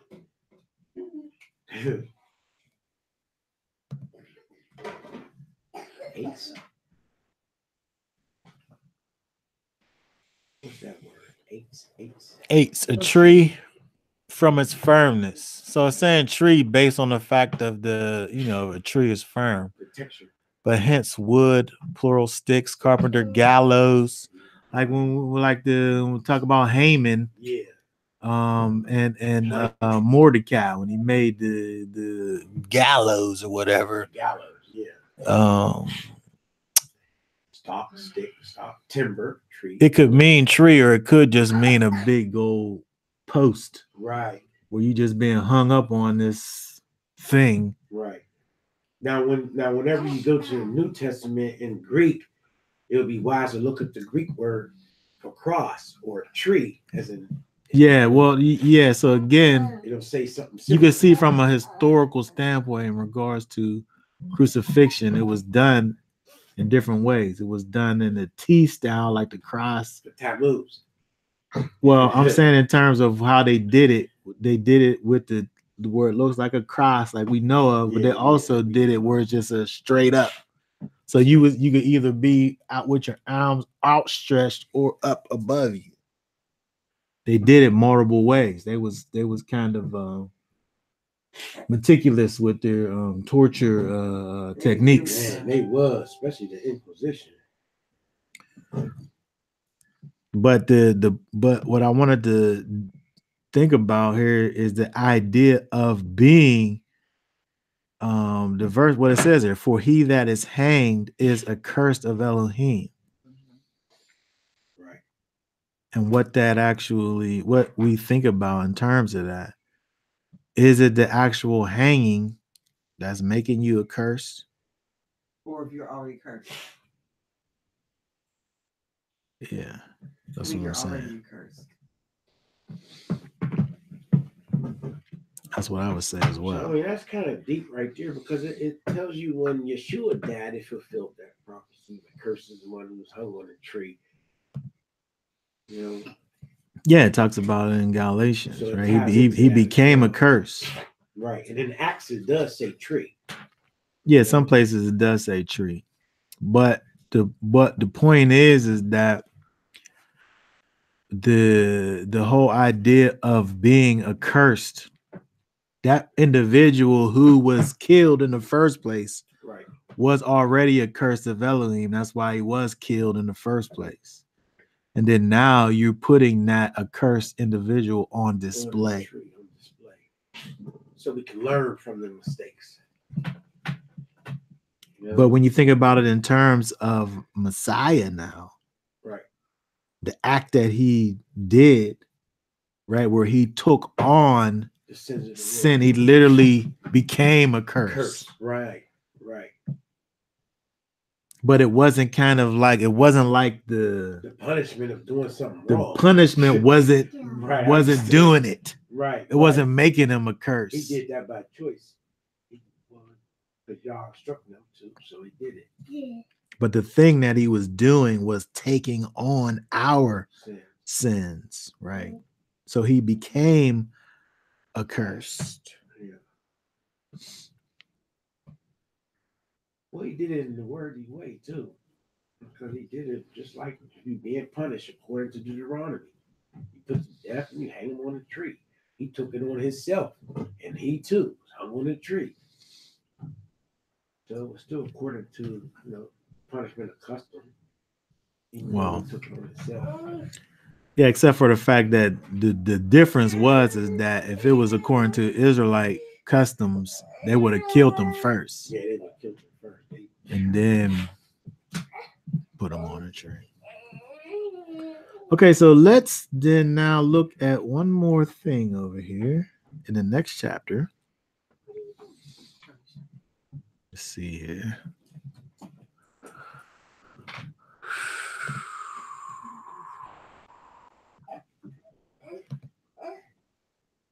Let's look at 22, 1 through 5. Ready? Yeah. When you see your brother's ox or sheep or his sheep straying away, you shall not hide yourself from them. Return them to your brother without fail. And if your brother is not near you, or if you do not know him, then you shall bring it to your own house, and it shall be with you until your brother seeks it. Then you shall return it to him. And so you do this with his donkey, and so you do with his garment, and so you do with whatever your brother loses, which he has lost and you have found. You are not allowed to hide yourself. When you see your brother's donkey or his ox fall down on the way, you shall not hide yourself from them. Help him rise them without fail. Okay, actually, there's two more things. It's this, and then what we're going to look at after this. But, okay, so here we see this whole thing about, finding or coming across these things that belong to, your brother. Ain't no finders keepers. No finders keepers. If he never comes back for it. That's what the world says. If he never comes back for it, then I guess you have it until he comes back. In today's case, what if he ain't your brother? Well, What if he ain't your brother? I think that I I think that here I don't know how to remove brother from it, because this seems like it's in reference to your brother. So, like, when O'Day left his hat here. I didn't gain a hat, right? Yeah, I thought John took it on accident. I remember that. Or his glasses, or his or my slippers. Oh, your slippers? Where they at? Are they here? I took it back. Okay, wait, we was like, okay. Yeah, it was that one time. I got one foot. Yeah. Right. So I couldn't just, take those things. I probably couldn't fit your slippers anyway, but even still, I couldn't take those things and keep them unto myself.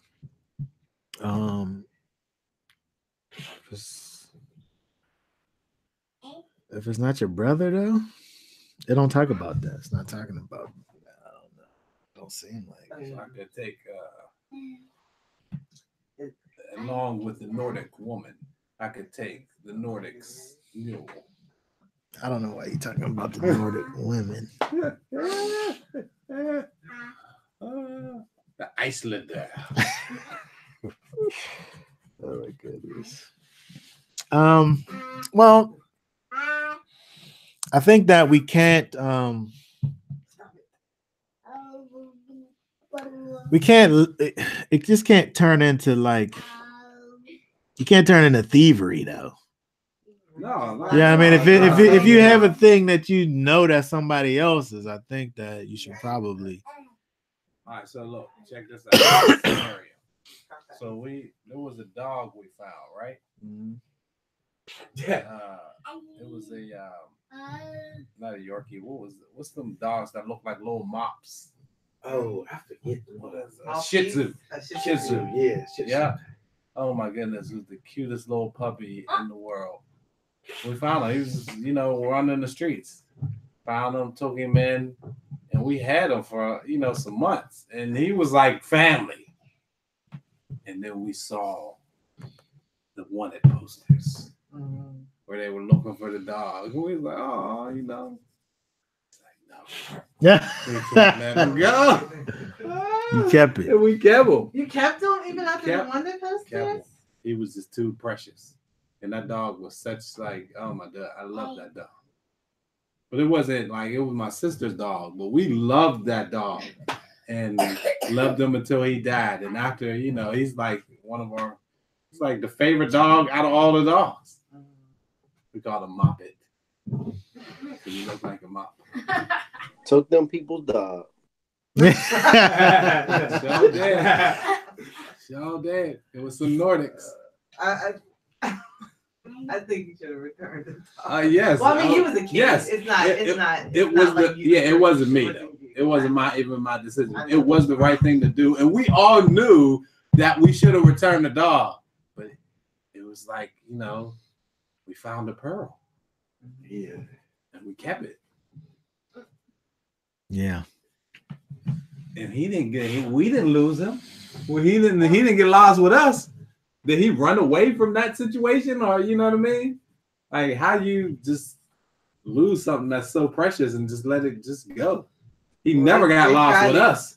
Or maybe it was like maybe they have chips and dogs. Maybe you could apply the runaway slave thing. He was seeking refuge. Never know. Yeah, the dog was seeking refuge. Yeah, we took him in. You didn't have to take him back in that respect. I think about little Tony and that. Was it like a $20 bill or $100? No, it was $100 bill. And he was like a little teenager. He found $100 outside. Then he walked back in Kogo's and gave it to the person at the counter. What? Was that the right thing to do? I guess it was an honorable thing. Not help the guy on the counter, like. Yeah, they might have gained $100 and people didn't come back. When he went, if I had lost $100 bill, I would come back to the store. When he went in there and talked to the person, he said that they knew who was the person who lost it. That's what they said to him. I was in the car. I didn't know none of this happened till I was in the car, and then he came back and told me all of this. What would you have suggested that he did? I mean, honestly, I would have put the $100 in my pocket. Outside of the store? Outside of the store, yeah. Or at least I would have waited outside, like to see if anybody was like looking for some money on the ground. Yeah. But to give cash, I can see if it was a wallet. The person in the store probably just put it in their pocket. Oh yeah, I know whose that is. But it's mine. But I'm saying that it was in his mind. He had integrity. Yeah, that's good. That he knew that it wasn't his. Yeah, I thought that was a nice thing that he did. And how old was it? He was like a teenager or something, 16 cool. or something. Like there's been occasions where like I ordered some food at a Burger King or something, and they'll give me $5 when they was only supposed to give me $1. Yeah. You know what I mean? I'll be like, oh, you gave me too much change. Yeah. Oh, you're not gonna be like, hurry up and but finding some money on the ground and then turning it in to the lost and found.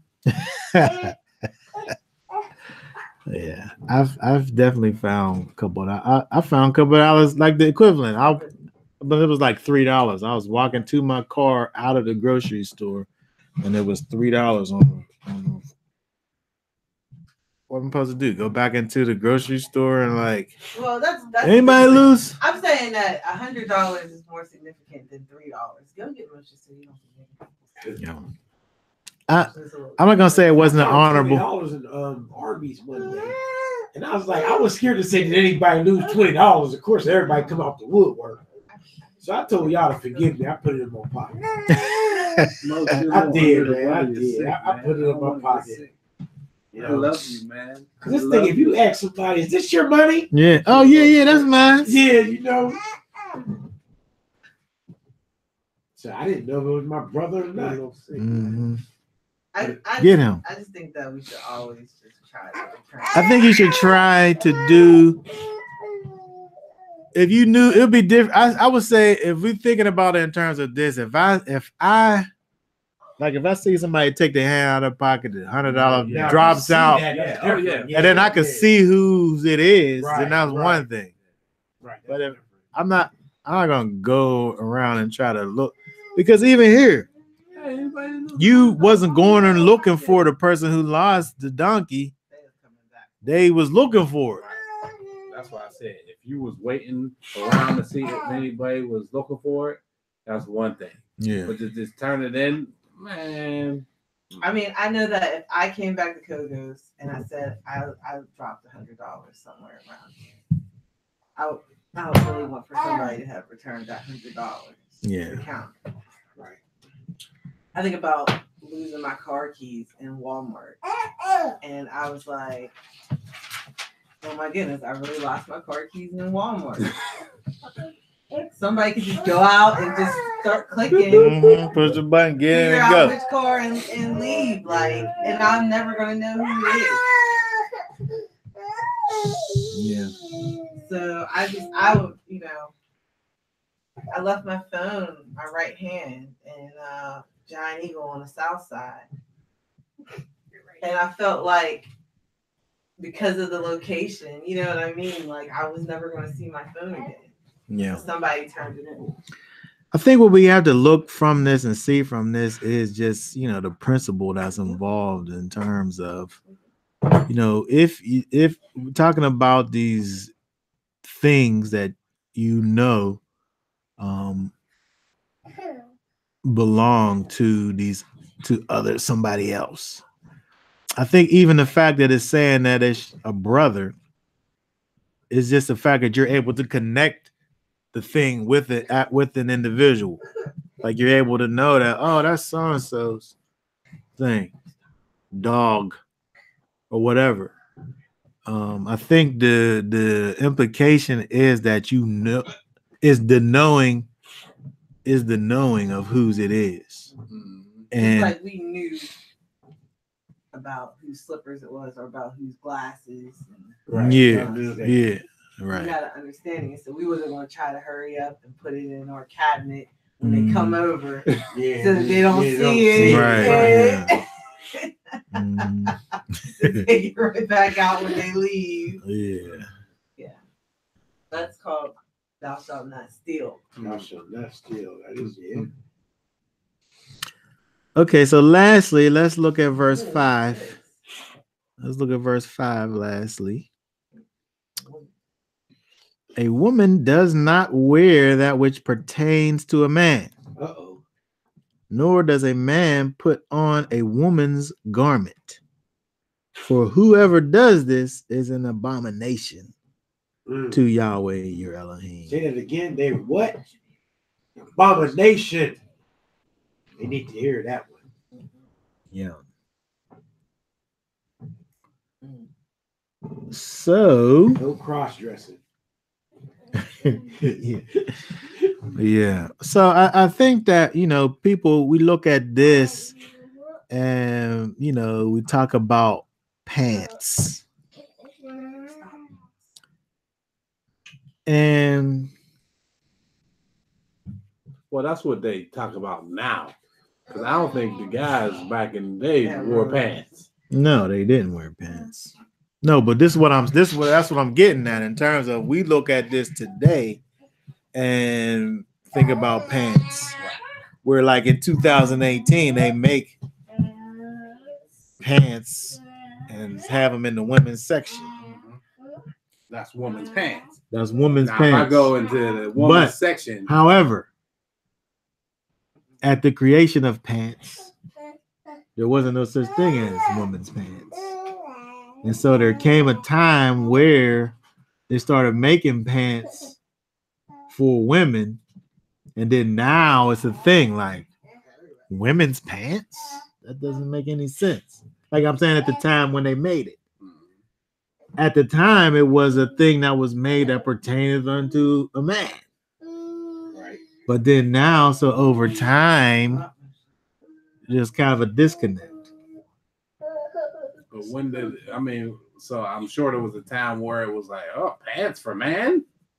Well, but it wasn't, but I think in that regard, it's kind of like if you invent a thing where it's just new all the way around, where it's not connected. But pants literally was something that was connected with men. And then they started making them for women, which made it a thing. But, you know, not in our lifetime. That was like a long time ago. Yeah. That's a good question. But you'll have people sit up here and say, you know, now that, you know, a woman can't wear pants because of Deuteronomy 22, verse 5. It's a bit anachronistic. It's not according to the timeline. This came after that. Right. But now they make men's pants that look like women's pants. Okay. So this is what I'm saying. This is a thing. This is a thing that keeps on going on and on. 15th century. 15th century. Made first pants. Yep. Oh, Baji. That's late in history, ain't it? 15th century. So that's like 16 something. Wait, and from at least this time, pants were worn by both sexes. Oh, interesting. Okay. So first appears in recorded history around the turn of the 15th century, but pants may have been in use by Korean society for some time. For at least this time, pants were worn by both sexes in Korea. So it wasn't just made for man. In Korea. Africa said mankind. What about in America? Because I don't know what Korean society was like over there and how it influenced. I'm saying that it don't matter when it was. The 19th century. The 19th century. They had those little breeches. They made it for sailors. Sailors also. Oh, wait, how did it make? But they had the I don't know if there's just breeches or whatever. All I'm saying is that all I'm saying is that we can't look at how we do things in our society and reverse it in time and say that this is talking about that. But we do get into a slippery slope when now, because what skinny jeans? I know skinny jeans. Skinny jeans look like women's jeans. Yeah, show off the form. Because women's jeans would have been those tight leg jeans, right? Right. But 20 years from now, nobody's going to think about that. Already now, like in the 90s, we wore baggy pants. Yeah, if you wore tight pants back then, you were considered, you know what? Well, it was like a progression because if you just said like in middle school, now if you jeans, what you wasn't having, your jeans wasn't super baggy like that. They was just regular. Right. I'm saying it would have been different for you because you know it was just regular jeans. You're a little bit, you know what I mean? But I'm saying for me. And then by the time I got to high school,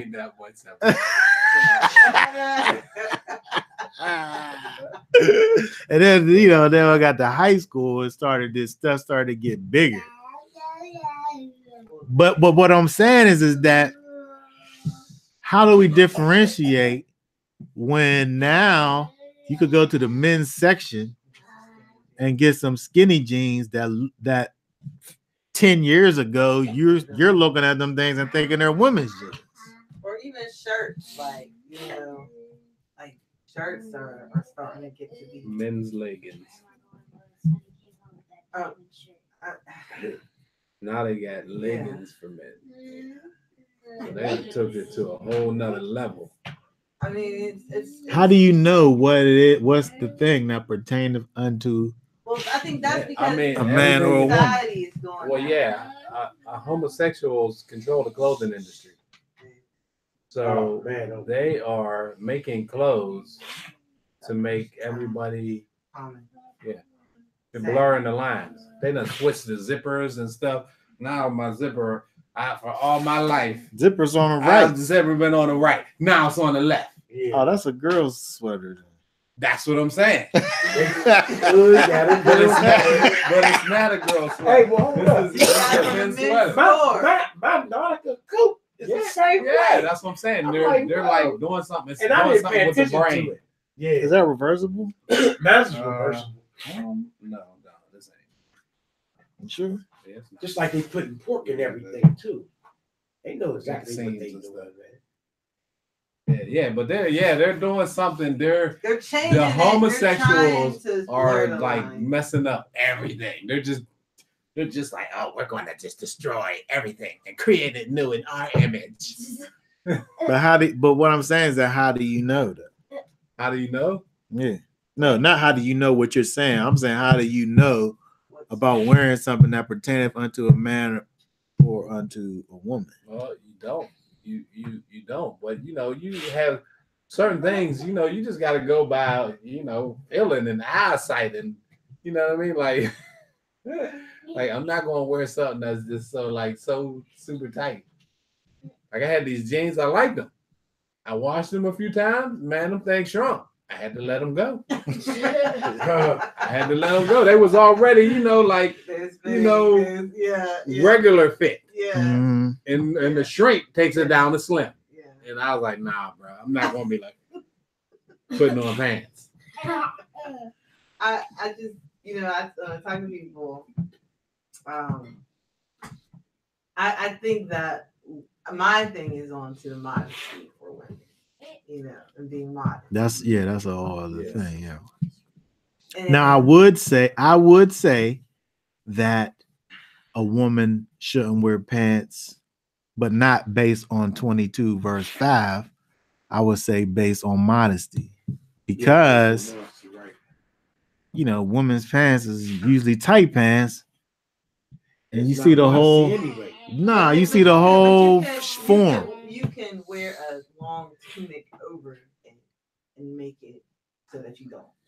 You know what I mean? Yes, just like with leggings, you could wear a dress over it or right, but but where you're not able to see the whole situation. Figure. Right. Certain cultures though, especially in some of the ladies that I'm friends with, their culture is showing the beauty of unmodest, right? Yeah, you know what I mean, and that's their culture to like every single person in the culture dresses broadcasting. It's like seeing a fashion show all day. So you're gonna have to remove the clothes of their captivity. Yeah, that's right. And shave. Whenever they get converted. And shave their head and they fingernails. But I was just thinking about the women. They have butch pregnancy maternity wear. Butch? Yeah, because you have lesbians that are having children with and so in order to, when I went to the midwives, they actually one of the things I had seen, I don't know how I saw it from them or maybe from one of their pages or something like that, was you could get like butch maternity clothes, which is like men's clothes, but they fit maternity fit.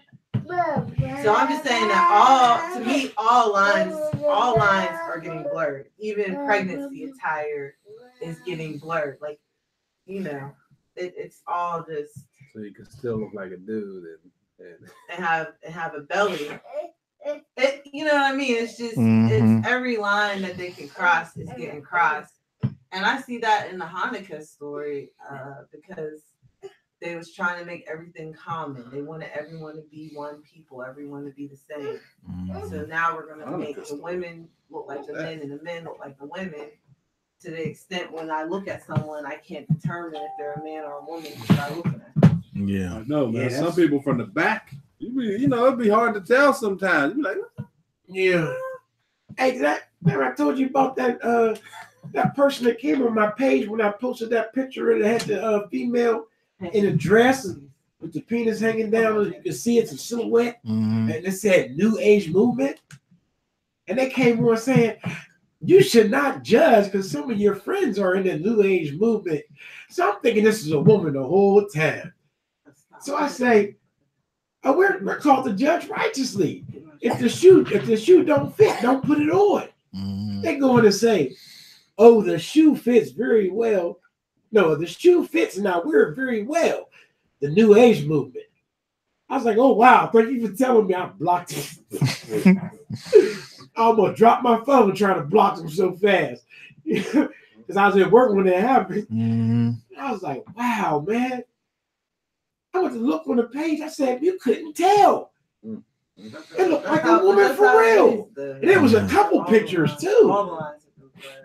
I said, wow, man, what's that called? Masculinization and feminization of the Hebrew and the Hebrew man and the Hebrew woman. You better word. So I think that when we think about this, I think that we as Israel, we can't be caught up in this whole kind of blurring of things, even though it's going on all around us. We have to be able to be different in terms of how we look. Where when you look at a man that's an Israelite, he looks like a man. He looks like a man. Beard, if he can. He just looks like a man. He's not doing things, and when you look at him and when you're wondering, like, what is? I think that's the purpose of having. What is that? Too, man, signifies manhood. That you are a male. Because women can't have beards. So in biblical terms, I'm a man. Look at my beard. That's the thing with these Euros. Well, they be having beard and they go crazy. They get fruity with it. That's because they. But you could take them hormones and have a beard, though. Oh, you can? Yeah. You could take hormones and have a beard. You could take melanin pills now and become black. You down with that? No, I never seen that. Yeah. You gonna take melanin pills to get black? Yeah. That's what them sit down. Some white girls be doing on Instagram, posting as black women and stuff, trying to get I had a brother come on my page and say, send me a friend. I seen that he was talking some serious Hebrew. And it impressed me, because I'm still learning the language more than what I know. And it impressed me. So without me even realizing who it was, I said, wow. I said, I really like how you flowing with that, man. Show me something. Oh, I'm willing to help all of my brothers look at this picture, man. And I said, what? It's one of them $5 Indians. As I talked about the $5 Indians who paid $5 to get authentication to be considered an Indian back in the day. And I'm like, wow, he looked like an Edomite. Well, not even an Edomite. He looked like a Gentile. So I was like, been one just passing though. I said, wow. But then something hit me. You can learn a lot from a dummy. Take what he knows and run with it. I said, wow. I haven't touched base on that yet. I'm still praying about it. All right, well, moving on then. I want to look at this real quick. Isaiah 54.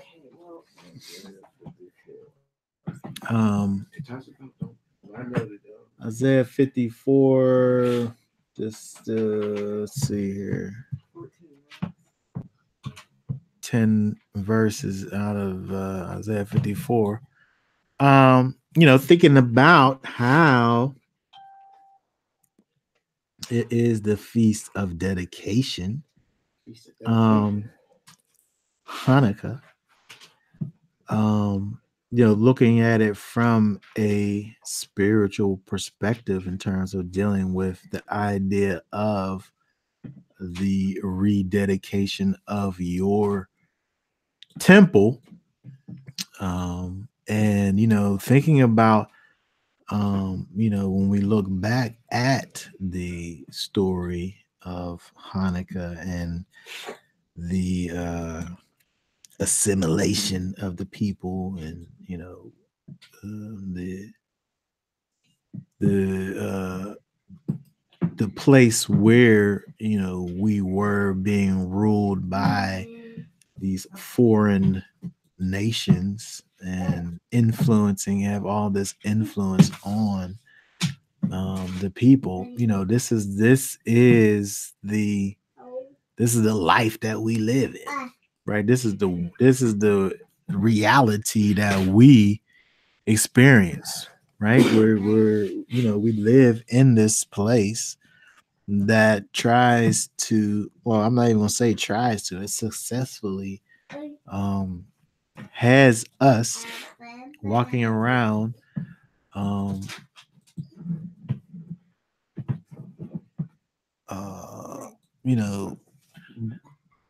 doing things that don't look like Israel. We have all of these customs that we do, and that are attached to our just regular everyday life that is not based in the Torah. So when you think about the idea of dedicating oneself or rededicating oneself, or intensifying your own dedication, when I look at Isaiah, Moshe, when you think about the idea of dedicating oneself, when I look at Isaiah 54, it causes you to think in a way that is necessary if rededicating or intensifying your own dedication is your goal. So let's read Isaiah 54, 1 down to the 10th verse. Sing, O barren one, you who did not bear, break forth in the singing and cry aloud, you who have not been in labor. For the children of the desert, one more of the deserted one, or more than the children of the married woman said, enlarge the place of your tent, and let them stretch out the curtains of your dwelling. Spare not. Lengthen your cords and strengthen your stakes. For you shall break forth to the right and to the left, and your seed inherit the nations, and make the deserted cities inhabited. Do not fear, for you shall not be put to shame, nor hurt. You shall not be humiliated. For the shame of your youth you shall forget, and not remember the reproach of your widowhood anymore. For your maker is your husband. Yahweh of hosts is his name. And the set apart one of Israel is your redeemer. He is called the Elohim of all the earth. For Yahweh has called you like a woman forsaken and grieved in spirit, like a wife of youth when you were refused, declare your Elohim. For a little while I have forsaken you, but with great compassion I shall gather you. In an overflow of wrath I hid my face from you for a moment, but with everlasting loving commitment I shall have compassion on you, said Yah, your Redeemer. For this is the waters of Noah to me, and that I have sworn that the waters of Noah would never again cover the earth. So have I sworn not to be wroth with you, nor to rebuke you. For through the mountains be removed, and the hills be shaken, my love and commitment is not removed from you, nor is my covenant of peace shaken, said Yah, who has compassion on you. Okay, so when we think about this whole idea of being in a place that is contrary to you, right? Being in a place that's contrary to who the Almighty would have for you to do. And B, here we see where the Most High is calling for his people to, despite the fact of their physical reality, to not look at that physical reality and cause that allow that physical reality to be the thing that dictates who you are and how you behave. Right? It starts off by saying, "Sing, O barren one." Sing, O barren one. Right? That doesn't even make any sense a little when you think about it, right? Sing, O barren. If I'm barren, what am I singing for? What are you singing for? Right? If I'm barren, what am I singing for? You who did not bear, you never bore. Break forth into singing and cry aloud. You have not been in labor. So you sitting up here doing all that stuff that happens whenever you're in labor, or have achieved the result of the labor, the happiness that comes afterwards, even though you've never experienced that. The children of the deserted one are more than the children of the married one, says Yahweh. These are things that are kind of like they're reverse in thought. Enlarge the place of your tent and let them stretch out the curtains of your dwellings.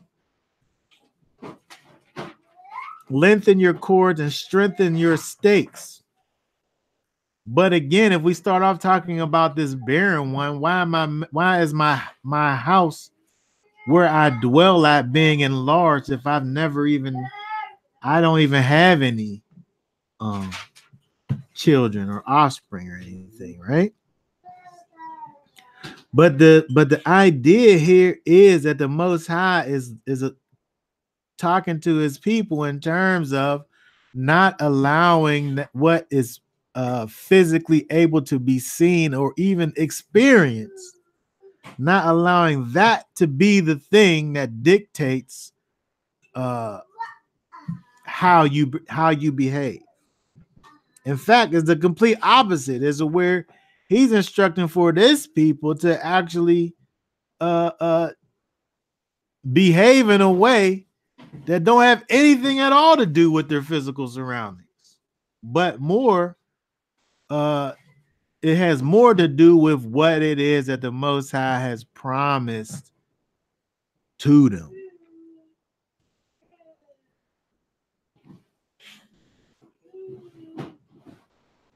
So when we think about this idea of the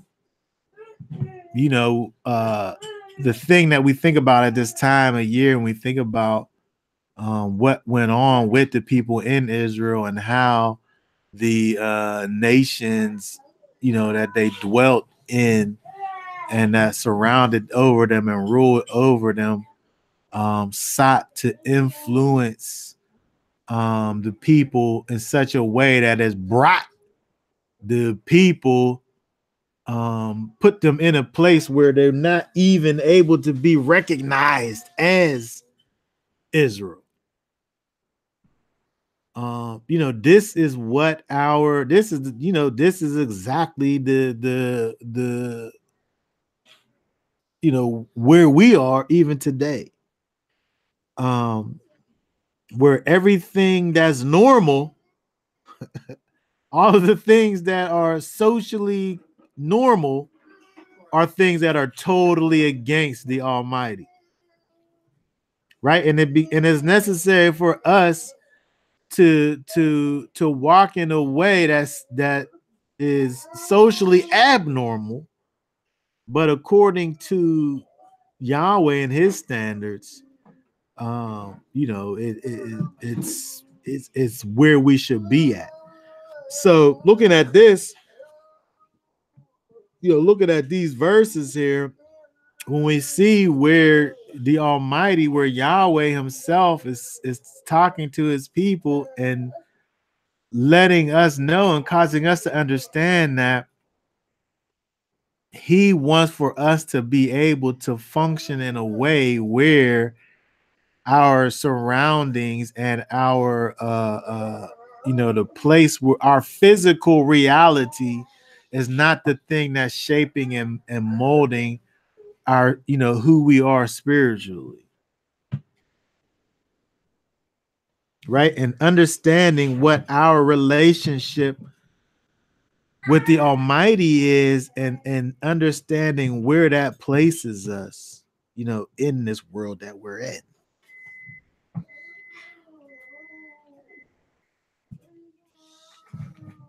It's kind of similar to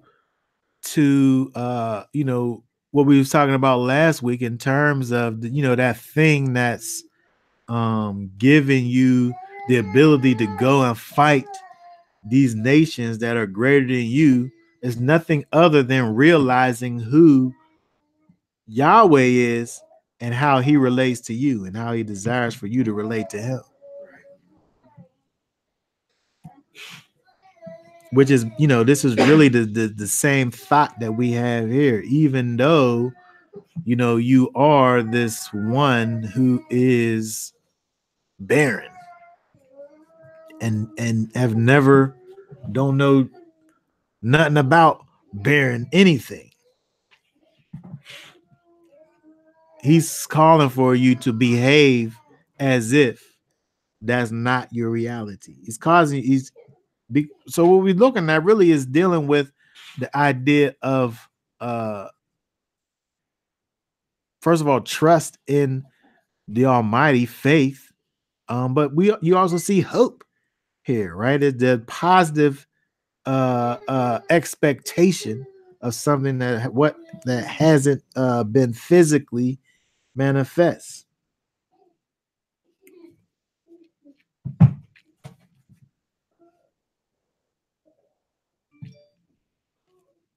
Understanding Yahweh and His promises towards His people, right? And we forget these things when we're able to trust in the Almighty and His word and the things that He said He would do for us, right? When we're able to have a surety in His word, right? And when we're able to know, based on our relationship with Yeshua and the Almighty, and be able to walk in His will and His ways, we are in the position of these people here that He's speaking about here, and like the prophet speaking about here in Isaiah 54, in terms of being able to trust in these promises that have been put forth by the Almighty, right? Even if we're not able to physically see the manifestation of them, right off hand.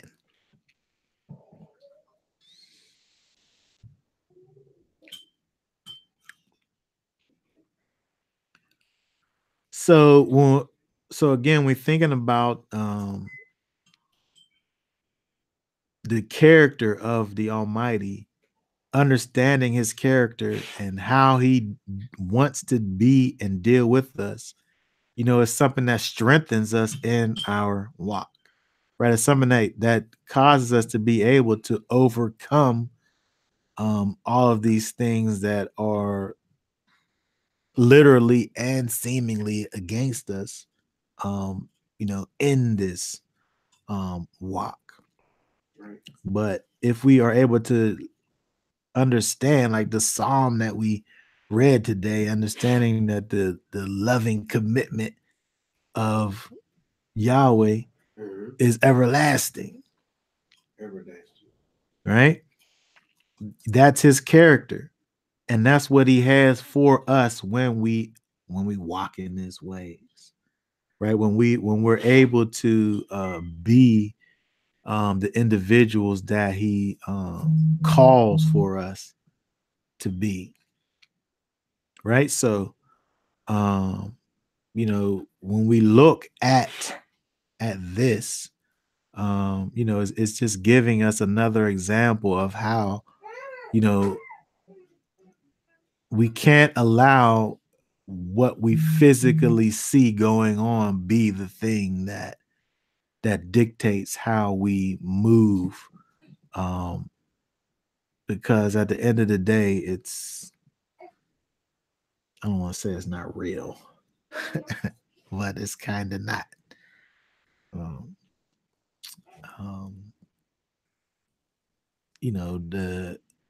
The creator of heaven and earth, Yahweh, is spirit, right? And when we're able to connect with him, on a spiritual level, that connection, is the thing that should really dictate, how we move, right?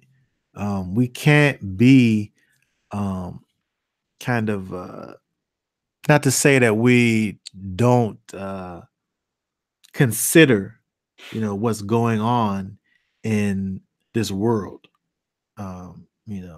because things do happen, but we can't allow for like when you think about looking at this verse here in terms of the declaration be to sing, right? Have this joy, this excitement that's attached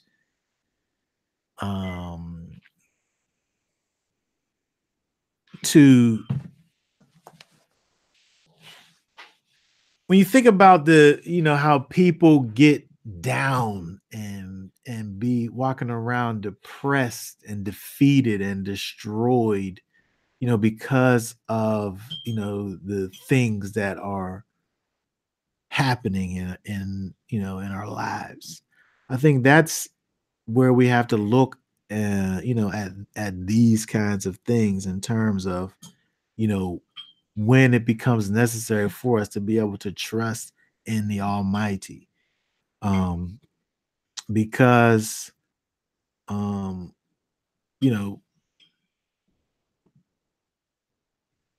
things, we can't sit up here and act like things don't affect us in our lives, but we can't allow those things to bring us to a place of hopelessness, right? Because that's what it'll do if we allow it, right? If we sit around and look at what's physically going on, and again, when you look at these verses, these verses are literally calling for you to behave in a way that's totally not connected in any way to what's physically going on, right? So when we're able to achieve this, it's a true show of your faith and commitment to the Almighty, right? When we're able to live in a place that is set up to be against us, we could be sad, and mad and defeated and destroyed and so on and so forth, right? But the Most High is calling for us to be able to rise above our circumstances, right? To be able to rise above our situations and not allow for our physical surroundings to be what dictates our lives. So when we think about tying this in, thinking about the idea of this time dedication, that's the most necessary ingredient I think that we can have is the ability to be able to put the Almighty and keep him on top, right? Because that's the thing that we fall into that causes us to allow us to get bogged down by our misfortune, or cause us to succumb to the pullings and the pushings of these outside influences, right? When we get to the place where you can get to a place where you're doing things and nothing's going the way that you think it's supposed to go. And then next thing you're making allowances, and allowing you're allowing yourself to do and things that compromise your situation with the Almighty, right? And this is where this is what happens when we allow our physical surroundings, we allow those things to be the things that lead us and guide us and move us forward, right? So when we think about what it talks about in that verse, the key parts to in those verses is understanding what it is the Most High has promised for his people, right? And if we can get to the place where we understand that we are his people, right? And we can get to the place where we can understand what it is that he has for us in life, and be the servants that he would have for us to be.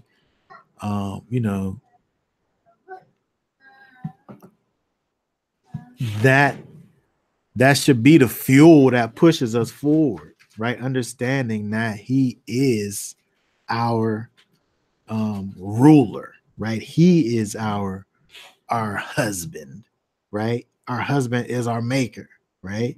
He is the one who is the controller of our lives, and not these situations and circumstances that are around us, right? So that's what I think about when I think about dedication, because we're constantly bombarded with these things around us that cause us to forget who our master is, right? We're constantly bombarded with all of these things that pull us away from the Almighty, and we have to be able to remain focused on the Most High and remember the things that he has promised for us, right? And know that as long as we are allowing him to lead and guide us, then we're going to definitely get to the place where he's trying to take us to, right?